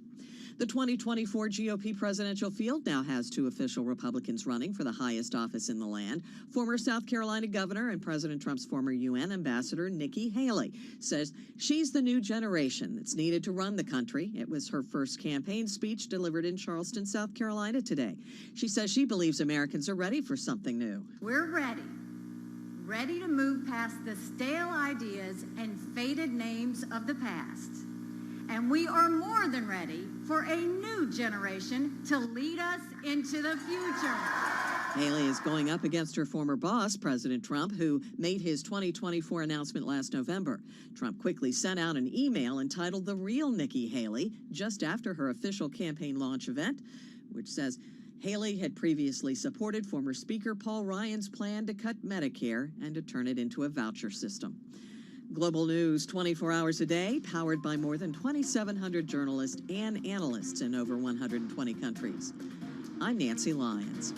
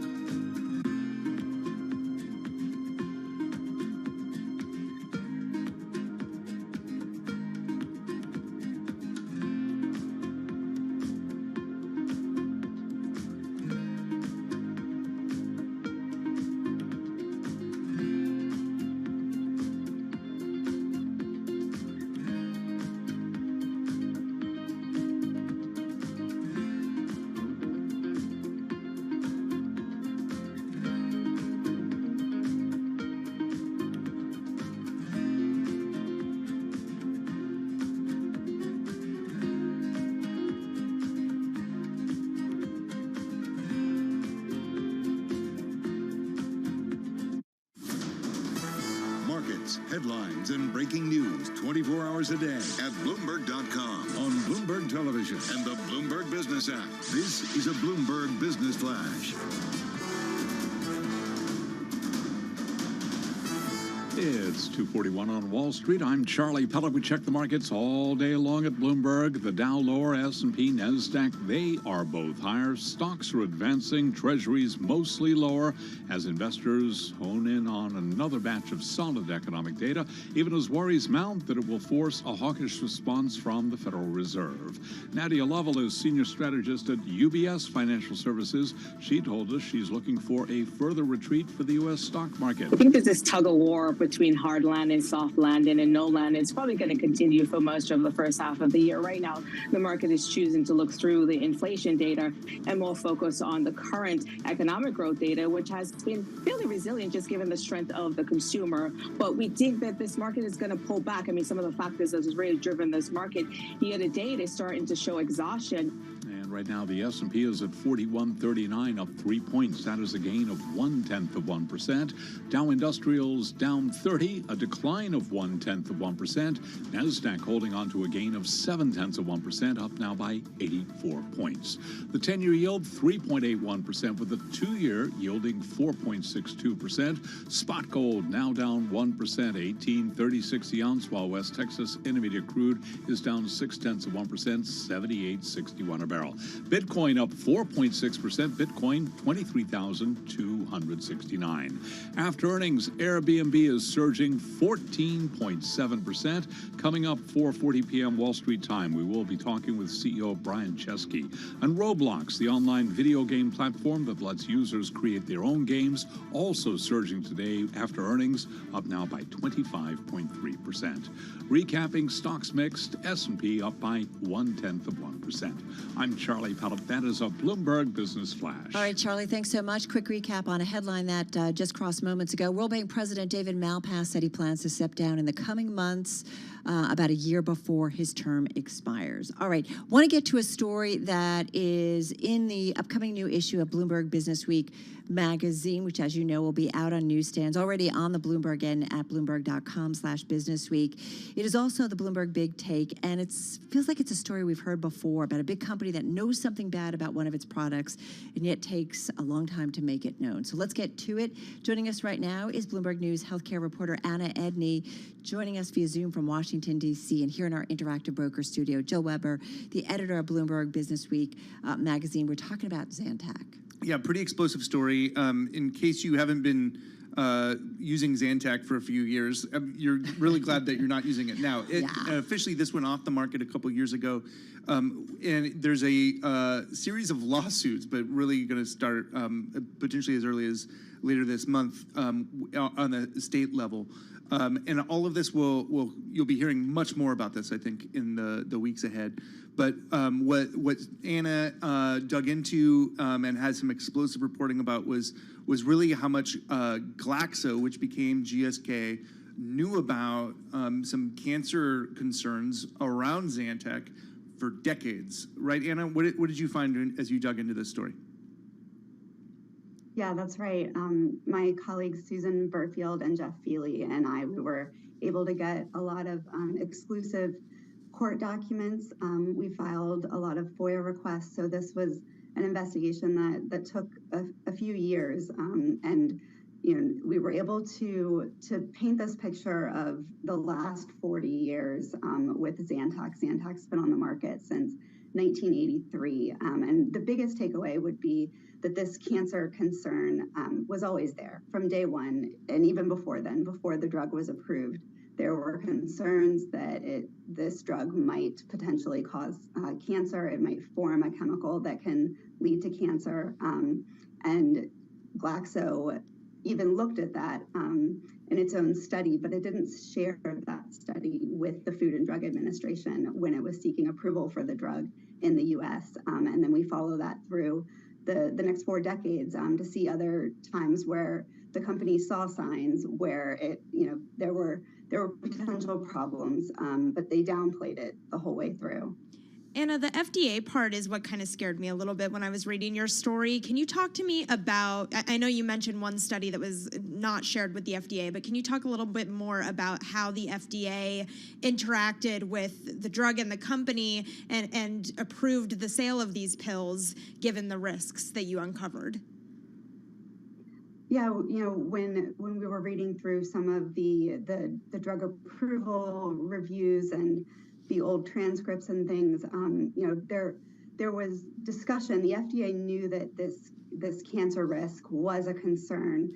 There was discussion briefly about it, it seemed at times, but no one just ever really dug in. And of course, Glaxo convinced the Food and Drug Administration that they had done all the work, that this drug was not causing cancer in mice, which they looked at over 2 years. And so, there are lots of concerns with that statement because of what we know about the drug now, which is, the longer it sits on a shelf, the more dangerous it can become, particularly if there's any sort of elevated temperature involved, which is, as much as, just sitting on your bathroom counter or in the medicine cabinet. And so, the FDA approved it based on, what they could know. And then, down the road when this actually all came to light, it was not the FDA, it was not GSK that brought this cancer concern to the public. It was an independent lab that happened to be testing Zantac and found the dangerous chemical in it and alerted the FDA. The FDA did some of its own testing, also found this chemical. It's called NDMA. And, they did end up forcing Zantac to come off the market in 2020, but have worked pretty hard at the FDA to also try to say that, no concern here. We took it off the market, but don't worry. It doesn't look like there are any signals that it could cause cancer. And this is something that critics say is a statement that really absolves the FDA of letting this drug on the market for so long. Perhaps also worth mentioning just how important Zantac became to Glaxo and then GSK's bottom line by the numbers, Anna. How big of a blockbuster was this? This was a huge drug. I mean, by all accounts, it was a raging success. It was the second what we call a blockbuster drug, so that means it hit $1 billion in sales annually, and then even more so, it ended up accounting for more than half of Glaxo's revenue. It essentially kept the company afloat. It allowed it to grow much bigger. Lots of mergers and things like that throughout the years, and once it came off patent, and that was in the 90s, and so there were some generics that were able to come on the market. They've sort of struggled in some ways to kind of figure out how to ever do that again. It was such a big hit for them. And bring us up to speed on the lawsuits and what the company and the drug face now. There are 70,000 at least that we sort of know of, state lawsuits that have been filed, and there is one that we highlight in the story. It's potentially the first one that will go to trial, and it's in California. The gentleman who is suing GSK his name is James Getz. He has developed cancer and took Zantac for 25 years or so. Some of it, the brand name, some of it, the generic. This is a drug that was prescription at first, but you could get over the counter. You could pick up at any drugstore or gas station. So he did that for a very long time and had no other real risk factors. He wasn't a smoker except a little bit in his much younger days, and he didn't work around chemicals or anything like that. And so in his case, over the years, there were other companies that had the rights to Zantac after Glaxo, and it's Pfizer, Sanofi and Boehringer Ingelheim, and got it. They have settled in this case. Anna, we've got to run. We forgive you. I know there's a lot in this story, but we're running out of time. Anna Edney, healthcare reporter at Bloomberg News from Washington. Our thanks to Jill Weber, editor of Bloomberg Business Week. Check it out. This story, read it in its entirety in the magazine.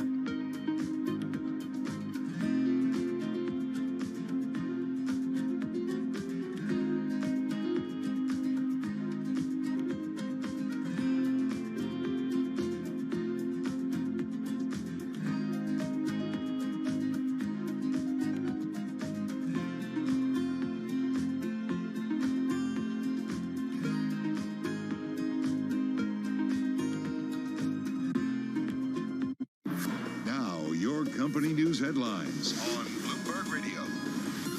From Bloomberg World Headquarters, I'm Charlie Pellet.